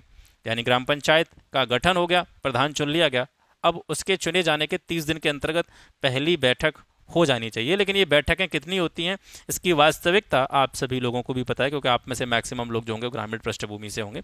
तो जो चीज़ें लिखी हुई हैं, या जो हम कह सकते हैं जो सैद्धांतिक चीज़ें होती हैं और व्यवहारिक चीज़ें होती हैं, उनमें बहुत ज़्यादा अंतर देखने को मिलता है। ग्राम प्रधान को हटाने की प्रक्रिया सीख लीजिए। अगर आपके गांव का प्रधान कोई भी ठीक तरीके से कार्य नहीं कर रहा तो इसको किस तरीके से उसके पद से हटाया जा सकता है। ग्राम प्रधान को हटाने के लिए ग्राम पंचायत द्वारा एक विशेष बैठक बुलाई जाती है, और उस बैठक को बुलाए जाने की जो सूचना है वो कम से कम 15 दिन पहले प्रधान को देना अनिवार्य होता है। बैठक के लिए जो कोरम होता है, गढ़पूर्ति होती है, वो क्या होती है कि ग्राम सभा के कम से कम 1/3 सदस्यों का होना अनिवार्य होता है। इस बैठक में ग्राम सभा के उपस्थित और मतदान करने वाले सदस्यों के 2/3 बहुमत से प्रधान को हटाया जा सकता है। यदि ग्राम प्रधान को हटाने के लिए जो बैठक बुलाई गई है, उस बैठक में हटाने संबंधी, यानी प्रधान को उसके पद से हटाने संबंधी प्रस्ताव है, वो अगर पास नहीं हो पाता है तो दूसरा प्रस्ताव 1 वर्ष तक नहीं लाया जा सकता है। मतलब उस बैठक के कम से कम 1 वर्ष तक इस तरह का कोई भी प्रस्ताव ग्राम प्रधान को हटाने से संबंधित नहीं लाया जा सकता है, 1 वर्ष के बाद ही लाया जा सकता है। अब ये तो हो गया जो ग्रामीण स्थायी शासन की बात हम कर रहे थे। अब नगरीय स्थायी शासन की बात करते हैं। तो उत्तर प्रदेश में नगरीय स्वायत्त शासन वर्ष 1916 में प्रारंभ किया गया था। उत्तर प्रदेश में नगर निकाय 3 प्रकार से गठित किए जाते हैं। अभी हम ऊपर पढ़ के आ रहे हैं, नगर निगम, नगर पालिका, नगर पंचायत। सबसे निचला स्तर नगर पंचायत होता है, उससे ऊपर होती है नगर पालिका परिषद, और सर्वोच्च स्तर पर होता है नगर निगम। 1992 में केंद्र सरकार का 74वां संविधान संशोधन करके भारतीय संविधान में एक नया भाग जोड़ा गया, 9क। ठीक है, जो 74वां कॉन्स्टिट्यूशनल अमेंडमेंट हुआ था उसके द्वारा कौन सा भाग जोड़ा गया था, 9क, ये पूछा गया है। और जिसके तहत अनुच्छेद 243 से अनुच्छेद 243 जैड जी के तहत नगर निकाय प्रणाली की एक विशेष व्यवस्था की गई। 74वें संविधान संशोधन के बाद राज्य सरकार द्वारा उत्तर प्रदेश स्थानीय सुशासन कानून संशोधन अधिनियम 1994 के नाम से एक कानून भी बनाया गया। नगरों के प्रकारों की घोषणा कौन करता है, राज्यपाल करता है। राज्यपाल के द्वारा ही नगरों के प्रकार की घोषणा की जाती है। नगर पालिका का प्रादेशिक क्षेत्र राज्यपाल के द्वारा अधिसूचित किया जाता है। मतलब नगर पालिका के अंतर्गत कौन कौन सा क्षेत्र आएगा, कितने क्षेत्र को नगर पालिका में सम्मिलित किया जाना है, ये राज्यपाल के द्वारा अधिसूचित किया जाता है। तो अब 1 बाई 1 जो तीनों स्तर हैं उसको देख लेते हैं। सबसे सर्वोच्च स्तर पर नगर निगम होता है। नगर निगम में एक मेयर होता है, ठीक है, एक उप मेयर होता है, और 3 प्रकार के क्या होते हैं उसमें, सभासद होते हैं। मेयर का निर्वाचन कैसे होता है, तो वयस्क रूप से जनता के द्वारा मेयर का निर्वाचन किया जाता है। ये 5 साल के लिए चुना जाता है, और पद धारण की तिथि से 2 वर्ष तक, ठीक है, ये जरूरी चीज है, पद धारण की तिथि से, मतलब मेयर चुन लिया गया, और जब चुन लिया गया उसके बाद से 2 साल तक उसके खिलाफ अविश्वास प्रस्ताव नहीं लाया जा सकता है। ये बाउंडेशन उधर नहीं थी, जैसे प्रधान के संबंध में आपने देखा था, तो वहां पर ये बाउंडेशन नहीं है। वो चुन गया, उसके चुनने के बाद भी उसके खिलाफ इस प्रकार से अविश्वास प्रस्ताव या उसको हटाने संबंधी प्रस्ताव लाया जा सकता है। हालांकि वो प्रस्ताव पास नहीं हो तो 1 साल तक, अगले 1 साल तक वो उस तरह का प्रस्ताव नहीं लाया जा सकता है। लेकिन यहाँ पर कुछ अलग है, 2 साल का एक कह सकते हैं बाउंडेशन है मेयर के संबंध में। मेयर जब चुन लिया जाए तो उसके चुने जाने के 2 साल तक उसके खिलाफ किसी भी प्रकार का कोई अविश्वास प्रस्ताव नहीं लाया जा सकता है। यदि 2 वर्ष के बाद में अविश्वास प्रस्ताव लाया जाता है और वो पारित नहीं हो पाया, है ना, तो फिर उस तिथि के बाद से अगले 2 वर्ष तक फिर दोबारा से अविश्वास प्रस्ताव उसके खिलाफ नहीं लाया जा सकता है। ये चीज याद रखेंगे। सभासदों में 3 प्रकार के सभासद होते हैं। एक सभासद वो सभासद होते हैं जिनका निर्वाचन होता है, मतलब जो वोटिंग के द्वारा चुने जाते हैं, और दूसरे सभासद वे सभासद होते हैं जिनको मनोनीत किया जाता है, और तीसरे प्रकार के सभासद होते हैं जिनको पद दे दिया जाता है, पदेन सभापति, पदेन सभासद जिसको हम कह सकते हैं। निर्वाचित सदस्य अपने प्रत्येक वार्ड से एक एक चुने जाते हैं, जिनके लिए यह आवश्यक है कि उनका नाम निर्वाचक सूची में हो। सभासद बनने की न्यूनतम उम्र है 21 वर्ष। नगर निगम में निर्वाचित सदस्यों की संख्या 60 से कम नहीं हो सकती, 110 से ज़्यादा नहीं हो सकती। ये एक क्राइटेरिया है, इसको याद रखेंगे। कोई भी नगर निगम है उसमें सदस्यों का निर्वाचन किया जाना है, तो सदस्यों का निर्वाचन जब हम देखेंगे तो संख्या की बात करेंगे तो संख्या 60 से कम नहीं हो सकती है सदस्यों की, और 110 से ज़्यादा संख्या नहीं हो सकती है। ठीक है। पदेन सदस्यों के अंतर्गत नगर क्षेत्र वाले लोकसभा और राज्यसभा के सदस्य, विधानसभा और विधान परिषद सदस्य जो है इसके अंतर्गत आते हैं। नगर निगम के मनोनीत सदस्य, मतलब जिनकी संख्या कम से कम 5 और मैक्सिमम 10 हो सकती है, राज्य सरकार के द्वारा मनोनीत किए जाएंगे। ठीक है, ये प्रावधान किया जाता है। नगर निगम का कार्यकाल 5 वर्ष का होता है, लेकिन इसके पूर्व राज्य सरकार के द्वारा इसका विघटन किया जा सकता है। विघटन की तिथि से 6 माह के भीतर चुनाव कराना भी आवश्यक है। जैसे मान करके चलिए राज्य सरकार के द्वारा किसी भी नगर निगम का क्या कर दिया गया, विघटन कर दिया गया, समाप्त कर दिया गया, तो उसके विघटन की तिथि से 6 महीने के अंदर अंदर दोबारा से चुनाव करना जो है बहुत ज़रूरी हो जाता है, आवश्यक हो जाता है। अब दूसरे स्तर पर आता है आपका नगर पालिका परिषद। इस परिषद की रचना होती है, एक अध्यक्ष होता है इसमें जिसका प्रत्यक्ष रूप से निर्वाचन किया जाता है, चुन करके आता है, और एक उपाध्यक्ष होता है और 3 प्रकार के सदस्य होते हैं। इस प्रकार से नगर पालिका परिषद का जो है रचना होती है। परिषद में निर्वाचित सदस्यों की संख्या मिनिमम 25 और मैक्सिमम 55 हो सकती है। 25 से कम सदस्य नहीं हो सकते नगर पालिका परिषद में बात कर रहे हैं, और मैक्सिमम जो हो सकते हैं वो 55 हो सकते हैं, 55 से अधिक नहीं हो सकते। नगर पंचायत देखते हैं। नगर पंचायत में एक अध्यक्ष होता है जो प्रत्यक्ष रूप से निर्वाचित किया जाता है, एक उपाध्यक्ष होता है और 3 प्रकार के सदस्य होते हैं। संरचना नगर पंचायत की और आप यहाँ पर देखेंगे नगर पालिका की लगभग एक जैसी होती है। एक अध्यक्ष दोनों में होता है, एक एक उपाध्यक्ष दोनों में होता है, और यहाँ पर एक थोड़ा सा अंतर यह है कि नगर पालिका का जो उपाध्यक्ष होता है, नगर पंचायत का जो उपाध्यक्ष होता है अप्रत्यक्ष रूप से इसका निर्वाचन होता है। ठीक है। और नगर पंचायत में निर्वाचित सदस्यों की संख्या 10 से लेकर के 24 तक होती है। 10 से कम नहीं हो सकते, 24 से अधिक नहीं हो सकते। नगर पालिका परिषद के संदर्भ में ये कितनी थी, कम से कम 25, मैक्सिमम 55। यहाँ पर 10 से कम नहीं हो सकती, 24 से अधिक नहीं हो सकती। और नगर निगम में देखेंगे आप तो यहाँ पर थी कम से कम 60 और मैक्सिमम 110। ठीक है, तो इनको याद रखेंगे आप। इसके बाद में पंचायतों को जो धनराशि का वितरण किया जाता है, पंचायतों के अंतर्गत जितने भी कार्य होते हैं उनके लिए पैसा आता है गवर्नमेंट की तरफ से, तो उस धनराशि का वितरण जो होता है वो राज्य वित्त आयोग जो होता है, राज्य वित्त आयोग की संस्तुतियों पर किया जाता है। मतलब राज्य वित्त आयोग जो होता है उसकी संस्तुति के आधार पर जो है पंचायतों को धनराशि का डिस्ट्रीब्यूशन किया जाता है, वितरण किया जाता है। तो इस राज्य वित्त आयोग के बारे में भी जान लीजिए। राज्य का राज्यपाल प्रत्येक 5 वर्ष के बाद में पंचायतों की वित्तीय स्थिति की समीक्षा के लिए राज्य वित्त आयोग का गठन करता है। तो पहला पॉइंट यहाँ से हो गया कि वित्त आयोग का कार्यकाल 5 वर्ष का होता है, और वित्त आयोग की गठन की बात जब आती है तो गठन कौन करता है, राज्यपाल करता है। आर्टिकल 243 झ के तहत राज्य वित्त आयोग के गठन करने की शक्ति राज्यपाल को दी गई है। राज्यपाल राज्य वित्त आयोग का गठन करता है। इस प्रकार का प्रावधान भारतीय संविधान के आर्टिकल 243 झ में दिया गया है, और कार्यकाल आपको पता ही है 5 वर्ष होता है। पहला राज्य वित्त आयोग, ये इंपॉर्टेंट है, कब गठित हुआ था, 1994 में, 1994 में पहला राज्य वित्त आयोग गठित किया गया था। पंचायतों को धनराशि का वितरण, ये हम पहले पढ़ चुके हैं, राज्य वित्त आयोग की ही संस्तुति पर किया जाता है। उत्तर प्रदेश के 5म राज्य वित्त आयोग की सिफारिशों के अनुसार, जो कि अभी चल रहा है, पंचायती राज संस्थाओं के अंश से 15% जिला पंचायत 15% जिला पंचायत, 15% क्षेत्र पंचायत और 70% जो है ग्राम पंचायत को दिया जाएगा। मतलब राज्य वित्त आयोग ने सिफारिश कर दी और उनको क्या करना है, उनको धनराशि का हस्तांतरण करना है। तो 70% जो है ग्राम पंचायत के लिए, 15% जो है जिला पंचायत के लिए और 15% जो है क्षेत्र पंचायत के लिए होता है। इसके बाद में राज्य वित्त आयोग के अध्यक्षों को देख लेते हैं। पहले राज्य वित्त आयोग के अध्यक्ष थे श्री भालचंद्र शुक्ल, द्वितीय के थे TN धर, ये तो 4-5 हैं, इनको आप देख लीजिएगा, याद करने में भी दिक्कत नहीं होगी। तृतीय राज्य वित्त आयोग के अध्यक्ष थे सैयद अली ताहिर रिजवी। चौथे राज्य वित्त आयोग के अध्यक्ष थे श्री अतुल कुमार गुप्ता, और 5वां जो कि वर्तमान राज्य वित्त आयोग है उसके अध्यक्ष श्री आनंद मिश्रा हैं। राज्य निर्वाचन आयोग, संविधान के आर्टिकल 243 ट से य क तक इस जो है राज्य निर्वाचन आयोग से जुड़ी हुई प्रावधान भारतीय संविधान में दिए गए हैं। राज्य निर्वाचन आयोग के गठन की शक्ति किसको दी गई है, राज्यपाल को दी गई है। आपने देखा राज्य वित्त आयोग का गठन भी राज्यपाल करता है और राज्य निर्वाचन आयोग का गठन भी राज्यपाल करता है। राज्य निर्वाचन आयोग को ग्राम पंचायत एवं नगर पंचायत के सभी निर्वाचनों के लिए जो भी वोटर लिस्ट होती है, निर्वाचक नामावली होती है, वो तैयार करने की शक्ति प्रदान की गई है। इसके अलावा ये जो आपके चुनाव होते हैं उन चुनावों का अधीक्षण भी करता है, उनका निर्देशन करता है, डायरेक्शन देता है। इसके साथ साथ इन चुनावों पर कंट्रोल भी किसका रहता है? राज्य निर्वाचन आयोग का रहता है।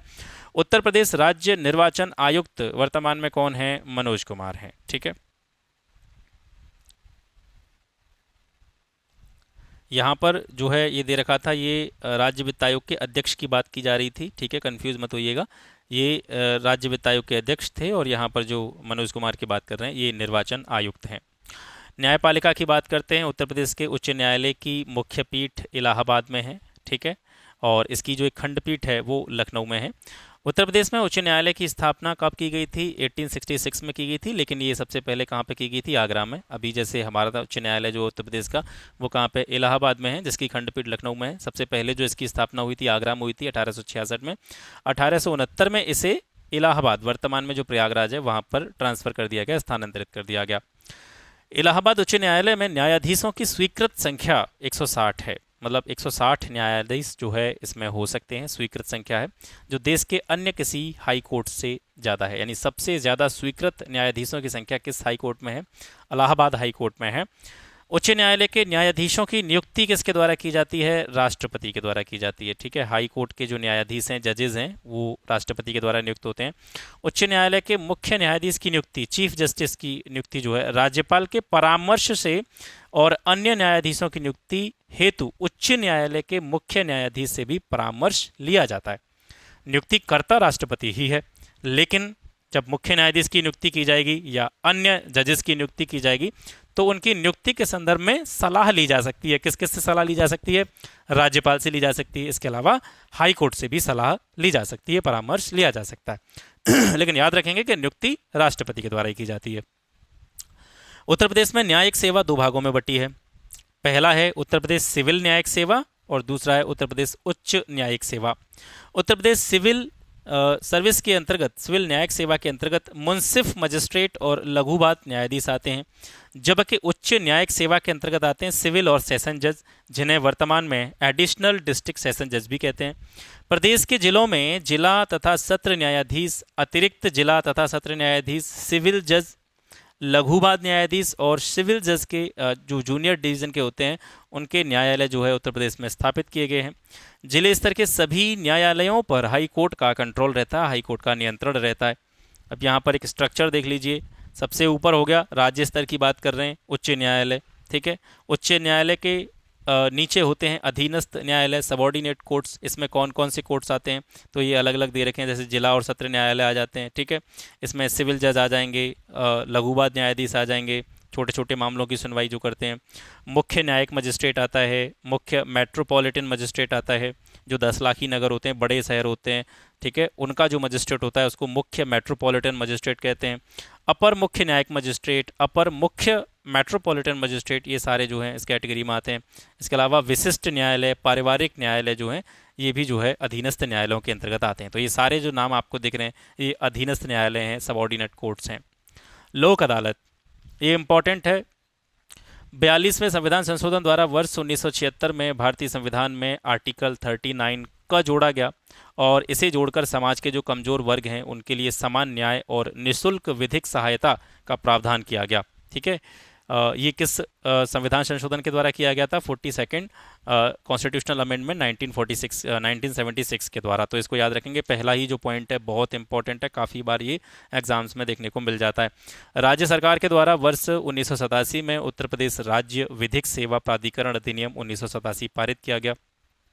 इस अधिनियम के तहत राज्य स्तर पर उत्तर प्रदेश राज्य विधिक सेवा प्राधिकरण और जिला स्तर पर जिला विधिक सेवा प्राधिकरण और तहसील स्तर पर तहसील विधिक सेवा प्राधिकरणों की स्थापना की गई। तो यहाँ पर राज्य स्तर पर, जिला स्तर पर और तहसील स्तर पर जो अलग अलग विधिक सेवा प्राधिकरण हैं इनकी स्थापना किस अधिनियम के द्वारा की गई थी? राज्य विधिक सेवा प्राधिकरण अधिनियम 1987 के द्वारा। प्राधिकरण का गठन समाज के कमजोर वर्गों को मुफ्त एवं सक्षम कानूनी सेवाएं प्रदान करने के लिए लोक अदालतों का आयोजन करना जो है सुनिश्चित किया गया। हालांकि सुनिश्चित किया गया है, लेकिन न्याय जो है कितना सस्ता है भारत में या उत्तर प्रदेश में या कहीं पर भी देश के किसी भी हिस्से में आप चले जाएं, वो सभी लोग आप जानते हैं, इस चीज़ से आप सभी परिचित हैं। ये सारी चीज़ें बस किताबों में अच्छी लगती हैं। कोई भी सामान्य व्यक्ति या कोई भी आर्थिक रूप से कमजोर व्यक्ति है वो इतनी आसानी से न्याय प्राप्त नहीं कर पाता। बेचारा थक जाता है, चप्पलें घिस जाती हैं उसकी, लेकिन उसको न्याय मिलता ही नहीं है। लोक अदालतें किसी न्यायालय में जो लंबित मामले होते हैं, पेंडिंग जो भी मैटर्स होते हैं या जो अन्य विवाद होते हैं जो भी न्यायालय के समक्ष नहीं लाए गए हैं, ऐसे विवादों को सौहार्दपूर्ण रूप से निर्णयन करने का काम जो है लोक अदालतों के द्वारा किया जाता है। लोक अदालत की स्थापना का विचार, ये इंपॉर्टेंट पॉइंट है, याद रखेंगे। लोक अदालत की स्थापना का विचार भारत के पूर्व मुख्य न्यायाधीश P.N. भगवती के द्वारा प्रस्तुत किया गया था, ये आप याद रखेंगे, ठीक है। लोक अदालतें जो स्थापित की गई हैं, इसकी जो एक कह सकते हैं इसका विचार था, इसकी थॉट थी, वो किसने दी थी? P.N. भगवती ने। मध्यस्थों की सहायता से विवादों को निपटाने के लिए उच्च न्यायालय प्रयागराज और लखनऊ में 2 मध्यस्थता केंद्र भी स्थापित किए गए हैं। राजस्व परिषद की बात करते हैं। राजस्व के मामले में प्रधान न्यायालय की भूमिका राजस्व परिषद निभाती है, जो प्रयागराज में स्थित है, ठीक है। बोर्ड ऑफ रेवेन्यू कहाँ पे है? आपका प्रयागराज में है। राजस्व के या रेवेन्यू से जुड़े हुए जो मामले होते हैं, कलेक्टर या सहायक कलेक्टर के द्वारा उनका निर्णय किया जाता है। लोकायुक्त, ये इंपॉर्टेंट है। प्रशासनिक सुधार आयोग की संस्तुति पर उत्तर प्रदेश लोक आयुक्त तथा उप लोक आयुक्त अधिनियम 1975 को अधिनियमित किया गया। इस अधिनियम के तहत 14 सितंबर 1977 को राज्य का पहला लोकायुक्त किसको बनाया गया? न्यायमूर्ति विशंबर दयाल को बनाया गया। लोकायुक्त की सहायता के लिए एक उप लोकायुक्त की भी नियुक्ति की गई थी। वर्तमान में लोकायुक्त और उप लोकायुक्त का जो कार्यकाल है वो कितना है? 8 वर्ष है, इसको याद रखेंगे। इस पर ये जो पद है, इस पर ऐसे व्यक्ति की नियुक्ति की जाती है जो सेवानिवृत्त न्यायाधीश होता है या न्यायाधीश के पद पर रह चुका होता है, वर्तमान में सेवानिवृत्त हो जाता है, रिटायर हो जाता है, उसी को जो है लोकायुक्त या उप लोकायुक्त का पद दिया जाता है। यह कार्यपालिका के प्रभाव से मुक्त है, स्वतंत्र है। कार्यपालिका का इसमें किसी भी प्रकार का कोई भी इंटरफेयर नहीं होता है। प्रदेश में वर्तमान लोकायुक्त कौन है? न्यायमूर्ति संजय मिश्रा। लोकायुक्त इस अधिनियम के तहत किसी व्यक्ति या नागरिक की शिकायत पर भ्रष्टाचार और कुप्रशासन से जुड़े हुए जो मंत्री हैं या राज्य सरकार की विधायिका है या अधिकारी हैं या कर्मचारी हैं, उनके विरुद्ध जांच कर सकता है, ठीक है। या कोई मंत्री है, कोई करप्शन कर रहा है, राज्य सरकार की विधायिका से जुड़ा हुआ कोई करप्शन हो रहा है, या कोई ऐसा अधिकारी है, कर्मचारी है जो कि भ्रष्टाचार में लिप्त है, तो यह अधिनियम लोकायुक्त को उनके विरुद्ध जांच करने की शक्ति प्रदान करता है। लेकिन बाकी आप सभी जानते ही हैं, है ना। ये चीज़ें सब मतलब अजीब सी लगती हैं जब चीज़ें आप पढ़ते हैं, जैसे आप पॉलिटी में पढ़ेंगे चीज़ें सारी कि ये नियम है, इतना अच्छा नियम है, इस नियम के द्वारा ये लोगों को सुविधा दी गई, वो लोगों को सुविधा दी गई। लेकिन वास्तविकता में जब हम देखते हैं, ऐसा कोई नेता मुझे आज की डेट में नज़र नहीं आता है जो कि जिसको हम ये कह सकते हैं ये ईमानदार है। नेता मतलब एक नेता और बेईमानी या भ्रष्टाचार या करप्शन एक दूसरे के पर्याय बन गए हैं, ऐसा जो है देखने को लगता है। क्योंकि आप देखिए, किसी आप अपने स्थानीय नेताओं का उदाहरण लीजिए, आपके आसपास जो स्थानीय नेता होंगे, चुनाव लड़ने से पहले उनकी स्थिति क्या रही होगी और चुनाव लड़ने के बाद में जब वो जीत जाते हैं उनके बाद में उनकी स्थिति क्या हो जाती है और जनता की स्थिति क्या हो जाती है, ये सभी किसी से छुपा नहीं है, ये सारी चीज़ें पब्लिक को पता है। लेकिन क्या करें, वो सिस्टम ही ऐसा बना हुआ है कि उसको इतनी जल्दी, या कह सकते हैं कोई एक व्यक्ति अगर इस तरीके से सोच ले तो उसको चेंज भी नहीं कर सकता है। उत्तर प्रदेश के लोकायुक्त पहला कौन था? न्यायमूर्ति श्री विशंबर दयाल थे। 14 सितंबर 1977 से 13 सितंबर 1982 तक जो है इनका कार्यकाल रहा था। और इसके बाद में न्यायमूर्ति श्री मिर्जा मोहम्मद मुर्तजा हुसैन 10 जनवरी 1983 से 10 जनवरी 1989 तक रहे थे, ठीक है। ये सारे के सारे आपको याद रखने की ज़रूरत नहीं है, अभी वर्तमान में याद रख लेना, और जो इससे पहले रहे हैं उनका नाम याद रख लेना। पहले जो है वर्तमान में जो हैं आपके, वो है न्यायमूर्ति श्री संजय मिश्रा, ये 31 जनवरी 2016 से लगातार इस पद पर बने हुए हैं। और इनसे पहले कौन थे? ये न्यायमूर्ति श्री एन के मेहरोत्रा थे। 2006 से लेकर के 2016 तक इनका कार्यकाल रहा था। राज्य मानवाधिकार आयोग, ये पूछा जाता है, उत्तर प्रदेश में मानवाधिकारों के संरक्षण और मानवाधिकार संरक्षण अधिनियम 1993, तो ये अधिनियम ये भी याद रखना, ये कब आया था? 1993 में आया था, काफ़ी बार पूछा गया है। इसके तहत उत्तर प्रदेश राज्य मानवाधिकार आयोग का गठन कब किया गया? ये 1996 में किया गया, 4 अप्रैल को। ये अधिनियम कब आया था? 1993 में। तो कभी कभी अधिनियम से ही हम आयोग को जोड़ देते हैं, तो ऐसा नहीं है। अधिनियम आ जाता है, अधिनियम के बाद में किसी भी संस्था को बनने में समय लगता है। तो 93 में मानवाधिकार संरक्षण अधिनियम पारित किया गया। और जो राज्य मानवाधिकार आयोग था, ये अस्तित्व में कब आया? 4 अप्रैल 1996 को। और औपचारिक रूप से जो है 7 अक्टूबर 2002 को इसका गठन किया गया। तो इसको देख लीजिएगा, जैसे गठन से संबंधित बात आती है, ठीक है। औपचारिक रूप से, बिल्कुल मतलब विधिवत रूप से 2002 से जो है इसने काम करना स्टार्ट किया है। उत्तर प्रदेश राज्य मानवाधिकार आयोग के पहले अध्यक्ष न्यायमूर्ति एपी मिश्रा थे, और आयोग के वर्तमान अध्यक्ष जो हैं न्यायमूर्ति बालकृष्ण नारायण हैं। ये इंपॉर्टेंट हैं, दोनों के दोनों नाम। एपी मिश्रा सबसे पहले, वर्तमान अध्यक्ष हैं बालकृष्ण नारायण। राज्य सूचना आयोग, सूचना का अधिकार अधिनियम राइट टू इन्फॉर्मेशन 2005 के तहत राज्य सरकार द्वारा राज्य सूचना आयोग का गठन कब किया गया? 14 सितंबर 2005 को। राज्य के पहले सूचना आयुक्त न्यायमूर्ति M.A. खान थे, जिनकी नियुक्ति 22 मार्च 2006 को की गई थी। और वर्तमान में जो मुख्य सूचना आयुक्त हैं श्री भावेश कुमार सिंह हैं।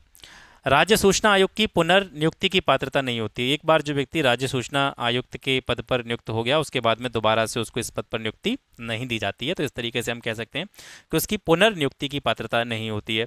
राज्य मुख्य सूचना आयुक्त और राज्य सूचना आयुक्त का कार्यकाल 5 वर्ष या उनकी आयु 65 वर्ष हो जाए, तो जो भी पहले हो दोनों में से, या तो कार्यकाल पहले समाप्त हो जाए या उनकी आयु 65 वर्ष हो जाए, तो उसी तरीके से इनका कार्यकाल निर्धारित किया जाता है। इसके बाद में आता है आपका राज्य महिला आयोग। उत्तर प्रदेश राज्य महिला आयोग अधिनियम 2004, ये 2004 में जो है अधिनियम लाया गया था सबसे पहले, फिर 2013 में इसका संशोधित रूप लाया गया। इसके अंतर्गत 26 अप्रैल 2013 को राज्य महिला आयोग का पुनर्गठन किया गया। 6 अगस्त 2018 को विमला बाथम ने उत्तर प्रदेश राज्य महिला आयोग के अध्यक्ष का पदभार ग्रहण किया। वर्तमान में राज्य महिला आयोग की जो अध्यक्षा हैं वो कौन है? विमला बाथम जी हैं, ठीक है।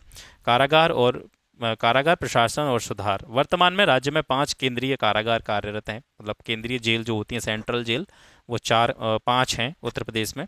बरेली, इसकी स्थापना हुई थी 1837 में, ये सबसे पुरानी है। उसके बाद में 54 में आगरा, 1868 में आपका फतेहगढ़, नैनी प्रयागराज वाली जो केंद्रीय कारागार है 1869 में इस्टेब्लिश की गई, और वाराणसी वाली 1877 में स्थापित की गई। उत्तर प्रदेश राज्य के तथा अन्य राज्यों के कारागार कर्मी, मतलब जेल में जो काम करने वाले लोग होते हैं, जो जेल के जो कर्मी होते हैं, उनके प्रशिक्षण के लिए, उनकी ट्रेनिंग के लिए संपूर्णानंद कारागार प्रशिक्षण संस्था की स्थापना की गई थी। ये कहाँ पे है? ये लखनऊ में है, याद रखेंगे। कारागारों में निरुद्ध अच्छे व्यवहार करने वाले कैदियों को निरुद्ध किए जाने के लिए वर्ष 1949 में केंद्रीय कारागार लखनऊ को आदर्श कारागार बनाया गया है। स्थापना 1867। नारी बंदी निकेतन लखनऊ के अलावा, ये नारी बंदी निकेतन कहाँ है? लखनऊ। नारी बंदी निकेतन लखनऊ के अलावा अलीगढ़ और अयोध्या में महिला कारागारों की स्थापना की गई है। अब यहाँ से आगे देखते हैं। 1 वर्ष से अधिक सजा अवधि या 18 से 23 वर्ष की आयु के सिद्ध दोष अल्पवयस्क बंदियों को कहाँ रखा जाता है? किशोर सदन बरेली में रखा जाता है। प्रशासनिक सुगमता की दृष्टि से प्रदेश को 9 कारागार परिक्षेत्रों में विभाजित किया गया है, और ये 9 कारागार परिक्षेत्र कौन कौन से हैं? आपका गोरखपुर, लखनऊ, प्रयागराज, बरेली, अमेठी, आगरा, कानपुर, अयोध्या और वाराणसी। प्रदेश के सभी कारागारों में ऐसे कैदी जो कि निरक्षर हैं, पढ़े लिखे नहीं हैं, उनको साक्षर किए जाने के लिए जो कार्यक्रम थे वो चलाए गए थे। इनमें से एक कार्यक्रम था एक पढ़ाए एक, और एक था नया सवेरा। तो इनको याद रखेंगे, एक पढ़ाए एक और नया सवेरा कार्यक्रम। ये किससे रिलेटेड हैं? जो जेलों में बंद कैदी होते हैं उनको साक्षर करने से रिलेटेड हैं, दोनों के दोनों। आतंकवादी हमलों से निपटने के लिए राज्य की राजधानी लखनऊ में एक कमांडो ट्रेनिंग सेंटर बनाया जा रहा है। विधि विज्ञान प्रयोगशाला लखनऊ में स्थित है। ये काफ़ी इम्पॉर्टेंट क्वेश्चन है, काफ़ी बार पूछा गया है, ठीक है। विधि विज्ञान प्रयोगशाला कहाँ पे है? लखनऊ में। अब इसके बाद में देखते हैं अप्रवासी भारतीय प्रकोष्ठ। उत्तर प्रदेश सरकार द्वारा एक पृथक NRI विभाग का गठन किया गया है जो अप्रवासी भारतीयों की समस्याओं के निराकरण से संबंधित है। यह विभाग राज्य के विकास के लिए प्रवासी भारतीयों के ज्ञान, कौशल और वैश्विक पहुंच का लाभ उठाने के लिए कार्य करेगा। इस विभाग के जो उद्देश्य हैं वो निम्नलिखित हैं। उत्तर प्रदेश मूल के अप्रवासी भारतीयों को उत्तर प्रदेश NRI कार्ड प्रदान करेगा।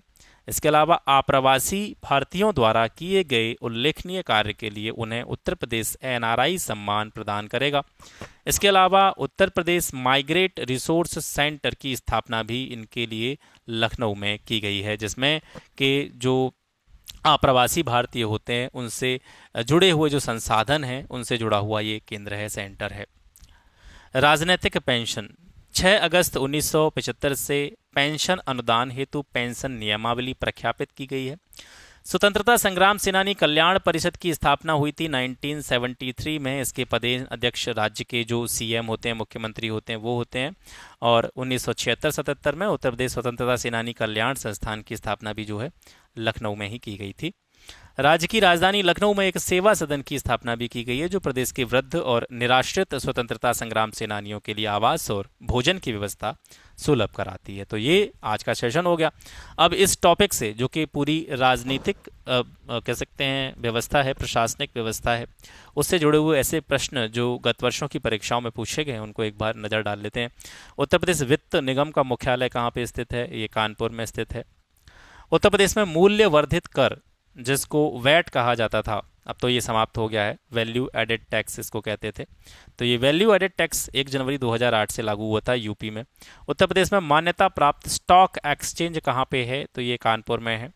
उत्तर प्रदेश में लघु एवं मध्यम उपक्रमों को जिनके द्वारा दीर्घकालीन ऋण उपलब्ध कराया जाता है, वो किसके द्वारा कराया जाता है? उत्तर प्रदेश वित्तीय निगम के द्वारा कराया जाता है। राष्ट्रीय चैम्बर ऑफ उद्योग और वाणिज्य उत्तर प्रदेश में कहाँ पे स्थित है? ये आगरा में है। उत्तर प्रदेश के व्यापार और कर क्षेत्रों में किसका राजस्व संग्रह में उच्चतम स्थान है? तो ये लखनऊ में दे रखा है, और ये क्वेश्चन जो है 2002 का था, तो इसको आप ऑथेंटिक मत समझिएगा क्योंकि ये जो है बदलते रहते हैं। नोएडा उत्तर प्रदेश के लिए, इसको देख लीजिएगा एक बार अपडेट करके कि अभी वर्तमान में जो है व्यापार कर क्षेत्रों में, यानी जो ट्रेड होता है, ट्रेड से जो भी टैक्स आता है, तो सबसे ज़्यादा जो रेवेन्यू कलेक्शन होता है वो कहाँ से होता है? उत्तर प्रदेश के ज़िलों में। तो वो अभी मुझे इसका आइडिया नहीं, दरअसल मैं देख नहीं पाया क्योंकि ये क्वेश्चंस मैंने नहीं देखे थे, तो इस वजह से मैं आपको क्लियरली नहीं बता सकता हूँ कि लखनऊ है या कोई और स्थान है। मैं एक बार इसको देख लूँगा, आप भी चेक कर लीजिएगा, ठीक है। नोएडा उत्तर प्रदेश के किस जिले में अवस्थित है? तो गौतम बुद्ध नगर में। उत्तर प्रदेश के लोकायुक्त किसे अपना त्यागपत्र संबोधित करते हैं? तो राज्यपाल को ये त्यागपत्र देते हैं। पीएसी विद्रोह के समय पे उत्तर प्रदेश के सीएम कौन थे? कमलापति त्रिपाठी थे। इन्हीं के समय में पीएसी विद्रोह हुआ था। यूनाइटेड प्रोविंस यानी संयुक्त प्रांत जो था, ये उत्तर प्रदेश कब बना था? 1950 में, 1950 में, 24 जनवरी 1950 को। उत्तर प्रदेश में विधान परिषद वित्त विधेयक को कितने दिन विलंबित कर सकती है? 14 दिन तक इसको रोक करके रख सकती है। पश्चिमी उत्तर प्रदेश में कौन सा एक ऐसा समुदाय है जिसमें खाप पंचायत व्यवस्था एक परंपरागत सामाजिक संगठन के रूप में पाई जाती है? तो जाटों में जो है खाप पंचायत व्यवस्था पाई जाती है। उत्तर प्रदेश किस क्षेत्रीय परिषद का सदस्य है? तो ये मध्य क्षेत्रीय परिषद के अंतर्गत आता है। उत्तर प्रदेश के नगरों में महापौर का निर्वाचन सीधे नगर के निर्वाचकों के द्वारा होता है। मुख्य मेट्रोपॉलिटन मजिस्ट्रेट है कानपुर। उत्तर प्रदेश में कुटुंब न्यायालय किस विषय से जुड़ी हुई सुनवाइयां नहीं करते हैं? तो जो कह सकते हैं जो वैवाहिक मामले होते हैं उनसे, उनके अलावा जो मामले होते हैं उनकी सुनवाई कुटुंब न्यायालयों के द्वारा नहीं की जा सकती। कुटुंब बनता ही कब है? जब विवाह हो जाता है, उसके बाद ही कुटुंब का निर्माण होता है ना। तो अकेला आदमी कुटुंब का निर्माण कर सकता है? नहीं कर सकता है। तो वैवाहिक मामलों से जुड़े हुए जो अन्य वैवाहिक मामलों के अलावा जो मामले होते हैं उनकी सुनवाई कुटुंब न्यायालय के द्वारा नहीं की जाती है। अब तक उत्तर प्रदेश में कितनी महिलाएं मुख्यमंत्री के पद पर रही हैं? तो 2 महिलाएं रही हैं। गौतम बुद्ध नगर जिले का मुख्यालय ग्रेटर नोएडा में है। उत्तर प्रदेश का 71st जनपद जो था, 71वां जनपद कांसीराम नगर। ये पुराना जो है क्वेश्चन है, इसको छोड़ दीजिएगा, ठीक है। भारत में किस राज्य का लोकसभा और राज्यसभा में प्रतिनिधित्व सबसे ज़्यादा है? तो उत्तर प्रदेश में लोकसभा राज्यसभा की सीटें सबसे ज़्यादा हैं, आप जानते हैं। किस जिले में देश के पहले पुलिस संग्रहालय की स्थापना की गई है? तो ये गाजियाबाद में है। उत्तर प्रदेश के चौथे राज्य वित्त आयोग का अध्यक्ष कौन था? अतुल गुप्ता।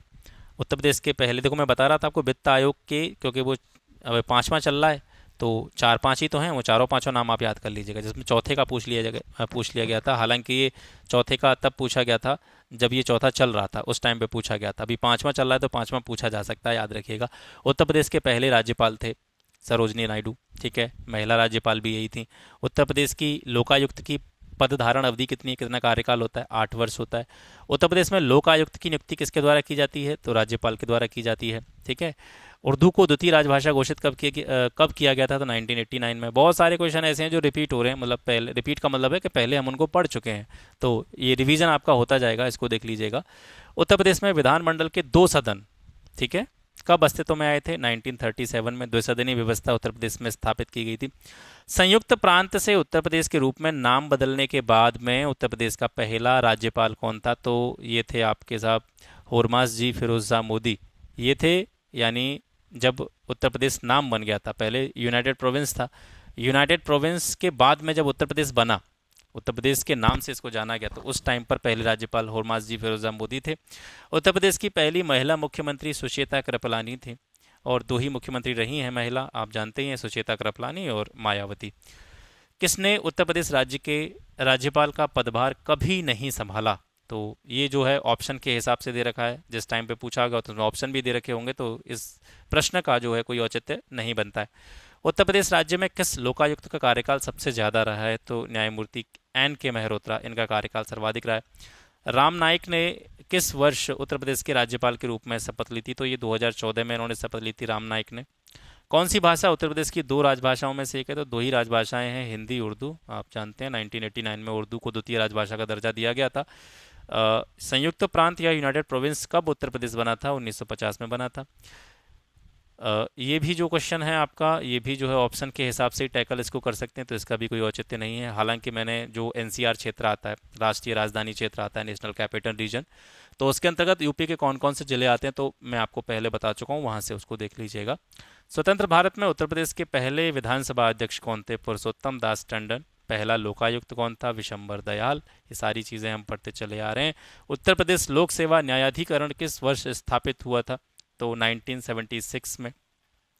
उत्तर प्रदेश के कौन से मुख्यमंत्री गोरखपुर मठ के अध्यक्ष भी हैं? तो योगी आदित्यनाथ। उत्तर प्रदेश के किस जिले में 2018 के लिए प्रति व्यक्ति सकल घरेलू उत्पाद यानी जीडीपी, जिसे जीएसडीपी के नाम से भी जाना जाता है, ये सबसे अधिक था? तो ये भी क्वेश्चन, इसका कोई औचित्य नहीं है, 2018 की जीडीपी पूछ रहा है। अभी हम इसके बाद में यूपी का बजट पढ़ेंगे, इसके साथ साथ इकोनॉमिक सर्वे पढ़ेंगे, तो उसमें ये सारी चीज़ें कवर होंगी, जो लेटेस्ट अपडेटेड डाटा है वहाँ पर हम देखेंगे। उत्तर प्रदेश में निवेश और व्यापार को बढ़ावा देने के लिए नई उत्तर प्रदेश सिविल संवर्धन नीति 2017 पेश की गई है। नीति राज्य में पर्यटन को भी बढ़ावा देगी, तो ये जो है, क्योंकि इसके बाद में जो है एक नई पर्यटन नीति आ चुकी है, तो ये भी जो है औचित्य वाला प्रश्न नहीं है, इसको भी आप जो है काट दीजिए, यहाँ से कोई दिक्कत नहीं है। उत्तर प्रदेश में योगी आदित्यनाथ सरकार ने केंद्रीय मानव संसाधन विकास मंत्रालय के साथ मिलकर उत्तर प्रदेश में किसके सुधार के लिए महत्वपूर्ण ढांचा विकसित करने का कदम उठाया है? तो विद्यालयी शिक्षा, जो कि मुझे नहीं लगता कि ये सुधार पाएंगे, ठीक है। उत्तर प्रदेश राज्य की महिला हेल्पलाइन की सुविधा किस फ़ोन नंबर पर स्टार्ट की गई है? तो महिला हेल्पलाइन से जुड़ा हुआ क्वेश्चन काफ़ी बार पूछा गया, 1090।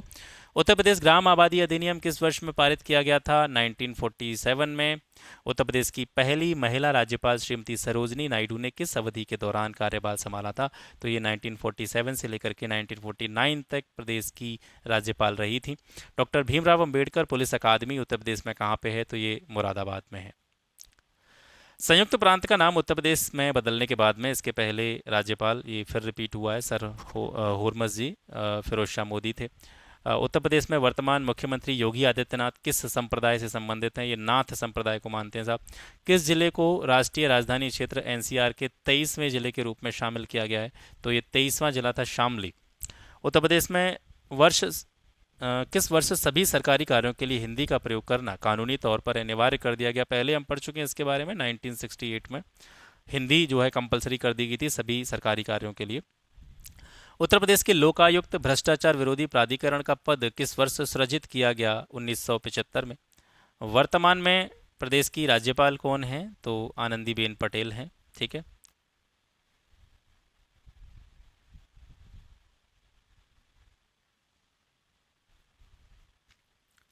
उत्तर प्रदेश में कितने प्रशासकीय मंडल हैं? तो 18 प्रशासकीय मंडल हैं।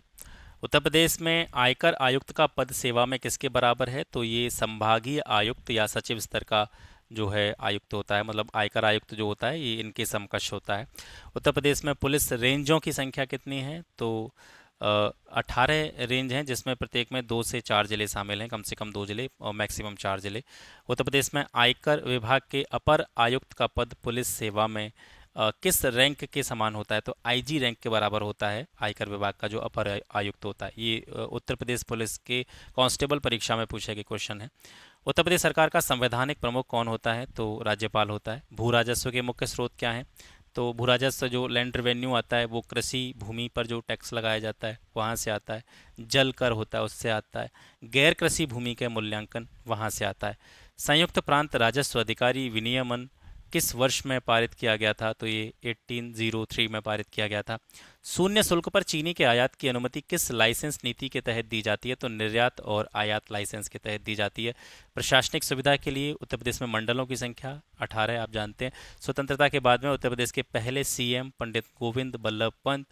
भारत सरकार अधिनियम 1919 के तहत उत्तर प्रदेश राज्य सचिवालय द्वारा 1921 में कितने नए सचिव नियुक्त किए गए थे? तो 6 नए सचिव नियुक्त किए गए थे। उत्तर प्रदेश राजस्व कोड किस वर्ष में स्थापित किया गया? इंपॉर्टेंट है, 2006 में। याद रखिएगा राजस्व कोड किस वर्ष आया था? 2006 में। प्रशासनिक सुविधा के लिए उत्तर प्रदेश में विकास खंडों की संख्या कितनी है? 822 है। कानूनी सूक्ति नेसेसिटास पब्लिका मेजर एस्ट काम प्राइवेटा का अर्थ क्या है? इसका अर्थ है सार्वजनिक आवश्यकता निजी आवश्यकता से ज़्यादा महत्वपूर्ण है। पुलिस द्वारा तैयार किए जाने वाले लिखित दस्तावेज या एफआईआर, जिसको पूर्ण रूप उसका पूछ रहा है, तो फर्स्ट इंफॉर्मेशन रिपोर्ट। तालुका स्तर पर उसके साथ पंजीकृत प्रत्येक दस्तावेज की प्रतियों को कौन रखता है? तो ये उप पंजीयक का कार्य है। अखिल भारतीय सेवाओं के जनक के रूप में किसको जाना जाता है? तो ये सरदार वल्लभ भाई पटेल को जाना जाता है। उत्तर प्रदेश पुलिस का मुख्यालय कहाँ स्थित है? प्रयागराज में है। यूपी पुलिस विभाग की चयन प्रक्रिया का एक चरण नहीं है, तो भाषा परीक्षण जो है यूपी पुलिस में नहीं करा जाता है। उत्तर प्रदेश पुलिस के चिन्ह में कौन से जानवर का चित्र है? तो मछली का जो है चिन्ह आता है इसके लोगों में। यूपी पुलिस के आधिकारिक ध्वज में दो रंग होते हैं, एक लाल रंग होता है, दूसरा होता है नीला, आपने देखा होगा। ठीक है, जो पट्टी लगाई जाती है दो ही कलर की, लाल और नीले रंग की। उत्तर प्रदेश में पुलिस उपाधीक्षक की भर्ती हेतु परीक्षा व साक्षात्कार किसके द्वारा किया जाता है? तो उत्तर प्रदेश लोक सेवा आयोग, मतलब जो डीवाईएसपी होता है ना, यही तो दो ड्रीम पोस्ट होती हैं लोगों की। पीसीएस की जो भी परीक्षा देते हैं, या तो एसडीएम मिल जाए या डीवाईएसपी की पोस्ट मिल जाए, तो ये लोक सेवा आयोग के द्वारा ही इसका परीक्षा आयोजित की जाती है और साक्षात्कार जिसके लिए आप तैयारी कर रहे हैं। उत्तर प्रदेश रेलवे पुलिस में कुल कितने अनुभाग हैं? तो 6 अनुभाग हैं। उत्तर प्रदेश उप निरीक्षक और जो नागरिक पुलिस का जो सब इंस्पेक्टर होता है, उप निरीक्षक होता है, उसका नियुक्ति अधिकारी अब कौन है? तो पुलिस महानिरीक्षक। ठीक है, IG range. Uttar Pradesh armed constabulary act किस वर्ष पारित किया गया? 1948 में। जीडी तथा सीडी के प्रत्येक पृष्ठ पर, ये वैसे आपके लिए ज़रूरी है नहीं, जो भी पुलिस से जुड़ी हुई चीज़ें हैं, लेकिन कुछ पुलिस के अंतर्गत भी कुछ ऐसे पुलिस से जुड़े हुए भी कुछ ऐसे फैक्ट्स आ जाते हैं जो ज़रूरी होते हैं। ये आपके लिए ज़रूरी नहीं कि सीडी और बीडी, मतलब जो आपकी जनरल डायरी होती है जो पुलिस में होती है ना, तो जीडी उसको बोला जाता है। तो इसके प्रत्येक पन्ने पर किसके कार्यालय की मोहर लगी होती है? तो पुलिस अधीक्षक जो एसपी कार्यालय होता है उसकी मोहर इस पे लगी होती है। सभी रकमों को जो प्राप्त या वितरित की गई हो थानों पर किस पुलिस प्रपत्र में दर्ज किया जाएगा? तो ये पुलिस प्रपत्र 2214 में। ये जो है बेकार के क्वेश्चन है आपके लिए, ठीक है, इनको भी तक मत याद कीजिएगा आप, क्योंकि ये पुलिस से रिलेटेड है, क्योंकि इसमें सारे के सारे क्वेश्चंस को उन्होंने जो है इसमें एड ऑन कर दिया है, जो कि एक तरह से हम कह सकते हैं अच्छी चीज़ भी है कि उत्तर प्रदेश में यूपी से जुड़े हुए जितने भी क्वेश्चंस पूछे गए सारे के सारे उन्होंने इसमें डाल दिए हैं। तो जो पुलिस से जुड़े हुए क्वेश्चन हैं, हालांकि सारे के सारे पुलिस से जुड़े हुए क्वेश्चंस बेकार नहीं है, कुछ क्वेश्चंस ऐसे भी होते हैं जो आपके काम के भी हैं, जहाँ से प्रश्न बन भी जाते हैं, लेकिन ये जो ज़्यादा अंदर घुस के पूछे जा रहे हैं कि जैसे पुलिस डिपार्टमेंट से ही जुड़े पार्टिकुलर उसकी जो भी डिपार्टमेंट की चीज़ें होती हैं उनसे जुड़े हुए क्वेश्चन, ये आपके लिए जो है इंपॉर्टेंट नहीं है। ठीक है, तो ये पूरी हमने आज राजनीतिक और प्रशासनिक व्यवस्था को समझा जो कि उत्तर प्रदेश से रिलेटेड थी, और आशा करता हूँ क्लास आपको पसंद आया होगा। क्लास थोड़ा सा लंबा हुआ, लेकिन आपको पता है कि मैं फालतू बातें तो वैसे भी नहीं कर रहे थे, क्योंकि टॉपिक भी बड़ा था, क्योंकि इसमें हमने राज्यपाल के बारे में पढ़ा, मुख्यमंत्री और बहुत सारे अन्य जो विभाग हैं, डिपार्टमेंट हैं, या और भी जो पद हैं, ठीक है, राज्य सरकार में, उन सभी के बारे में हमने पढ़ा। तो जाहिर सी बात है कि वीडियो लंबा होना ही था, तो इसको बहुत अच्छी तरीके से आपको पढ़ना है। आप, क्योंकि मैंने इसकी पीडीएफ भी मैं शेयर कर रहा हूँ, उस पर मैंने डाल दी है टेलीग्राम पर, तो वो तो मैंने शेयर कर ही दी है, तो वो तो आप वहाँ से पढ़ लेंगे, लेकिन इसको सुनना ज़रूर एक बार, क्योंकि ऐसा होता है कभी कभी आप पढ़ भी नहीं पाएंगे। पीडीएफ से आज तक किसी पे पढ़ाई नहीं हुई है, मैं जानता हूँ, क्योंकि इसका अंदाज़ा मैं इसी से लगा सकता हूँ कि मैंने पूरा इंडियन नेशनल मूवमेंट इतनी मेहनत से तैयार किया था। 400 के आसपास लोगों ने वो डाउनलोड भी किया, ठीक है, टेलीग्राम से, लेकिन उस पर 3 लोगों ने लाइक करा, तो इसका मतलब है कि आपको इस तरह की चीज़ों की आवश्यकता नहीं है। तो मैं बहुत जल्दी उसको वहाँ से जो है हटा दूंगा, उस पीडीएफ को, क्योंकि मुझे लगता है कि लोगों को क्या है ना कि मतलब अच्छी चीज़ों की कदर करने की आदत नहीं है। और हमेशा जीवन में याद रखना कि एक तो होती है जेलसी की भावना, ये मैं आपको एक चीज़ बता रहा हूँ, बाकी आपकी मर्ज़ी की बात है। बहुत से लोग यहीं से स्किप करके भाग जाएंगे, मुझे पता है, काम खत्म हो गया, आप निकल लो इधर से। तो मैं बता रहा हूँ आपको, जीवन में अगर आगे जाना है ना, कभी भी लाइफ में कुछ बड़ा करना है, तो एक चीज़ हमेशा याद रखना, जो अच्छी चीज़ें हैं ना उनकी कदर करना। वो अच्छी चीज़ें कहीं पे भी हो सकती हैं, आपके आसपास हो सकती हैं, आपके घर में हो सकती हैं, आपकी पढ़ाई से जुड़ी हुई चीज़ें हो सकती हैं, अच्छी किताबें हो सकती हैं, अच्छे लोग हो सकते हैं। तो उनकी कदर हमेशा करना, मतलब उनसे जेलसी की भावना अपने अंदर मत लाना। जैसे मान करके चलिए, आपका कोई मित्र है, आपका कोई फ्रेंड है, आपका कोई कलीग है, आपके आसपास से कोई आपको लगता है कि वो आपसे कम पढ़ता है, आप उससे ज़्यादा पढ़ते हैं, लेकिन फिर भी उसका सिलेक्शन हो गया और किसी अच्छी पोस्ट पर उसका सिलेक्शन हो गया, तो एक जेलसी की भावना आती है। तो आप मतलब जैसे मैं कहूँ कि एक बुरी भावना के साथ नहीं, मतलब एक जैसे हमारा मित्र भी हो और हमसे पहले वो लग जाए, तो एक यार मतलब ऐसा लगता है कि यार ये हमसे पहले लग गया। तो हर इस तरह की सिचुएशन में ऐसा नहीं होता कि आप गलती ही सोच रहे हैं या आप उसका बुरा चाहते हैं, लेकिन आपको जो दर्द हो रहा है वो इस वजह से हो रहा है क्योंकि आपको भी जो है उसके साथ में सिलेक्ट होना था, लेकिन आप नहीं हो पाए, वो हो गया। तो वो एक भावना आती है, वो तो कॉमन एक फीलिंग है, वो तो आए तो कोई दिक्कत नहीं है, लेकिन उसके साथ साथ ज़रूरी चीज़ ये है कि उसकी मेहनत है तभी वो आपसे आगे गया है, तो उसका सम्मान करना है, उसका एक तरह से उसको उससे जलना नहीं है, उसके प्रति द्वेष भाव नहीं रखना है। उसने मेहनत की है, वो आगे निकला, आपसे पहले सिलेक्शन लिया, उसका सम्मान करिए, उसकी मेहनत का सम्मान करिए। तो जो भी अच्छी चीज़ें हैं, जहाँ से आपको 1% भी कोई वैल्यू मिल रही है, कोई चीज़ आपके किसी भी काम में 1% भी अगर कोई वैल्यू क्रिएट कर रही है, तो उसका रिस्पेक्ट करना सीखिए। आगे अगर जीवन में कुछ बड़ा करना है, आगे लाइफ में अगर बहुत आगे जाना है और वो कुछ अच्छी चीज़ें आपको लाइफ में अचीव करनी है, तो इसके लिए ये जो क्वालिटी है आपको अपने अंदर लानी पड़ेगी। अगर आपको अच्छी चीज़ों को प्रेज करने की कैपेबिलिटी आपके अंदर नहीं है, आपके अंदर एबिलिटी नहीं है, आपके अंदर आदत नहीं है, आप अच्छी चीज़ों से मतलब अच्छी चीज़ों की तारीफ नहीं कर सकते हैं, तो यकीन मानिए आप बिल्कुल सीमित स्तर पर रहेंगे लाइफ में, आप कुछ बड़ा नहीं कर पाएंगे। ये बात मेरी लिख लीजिएगा। जो अच्छी चीज़ें हैं उनकी रिस्पेक्ट करना सीखिए। मैं ये नहीं कह रहा हूँ कि यहाँ की रिस्पेक्ट करना सीखिए, अच्छी चीज़ें आपके आसपास ढूंढेंगे। अगर अपने ज्ञान चक्षुओं को खोलेंगे, आपके जो ज्ञान वाले नेत्र हैं उनको खोल करके देखेंगे, तो बहुत सारी ऐसी चीज़ें आपको मिलेंगी, अच्छी चीज़ें मिलेंगी अपने आसपास, अच्छे लोग मिलेंगे जो आपको कुछ अच्छी राह दिखाने की कोशिश कर रहे होंगे। तो उनको हमेशा सपोर्ट करिएगा, उनकी हमेशा सम्मान करिएगा, उनका हमेशा इज्जत करिएगा। और उनकी इज्जत आप करेंगे, निश्चित रूप से मैं आपको ये लिख करके दे सकता हूँ कि आपको भी आगे जाकर के सम्मान मिलेगा। तो इन्हीं शब्दों के साथ में आज की क्लास को समाप्त करते हैं। मिलते हैं आपसे फिर एक नेक्स्ट वीडियो में एक नए टॉपिक के साथ में। तब तक के लिए नमस्कार, जय हिंद, टेक केयर।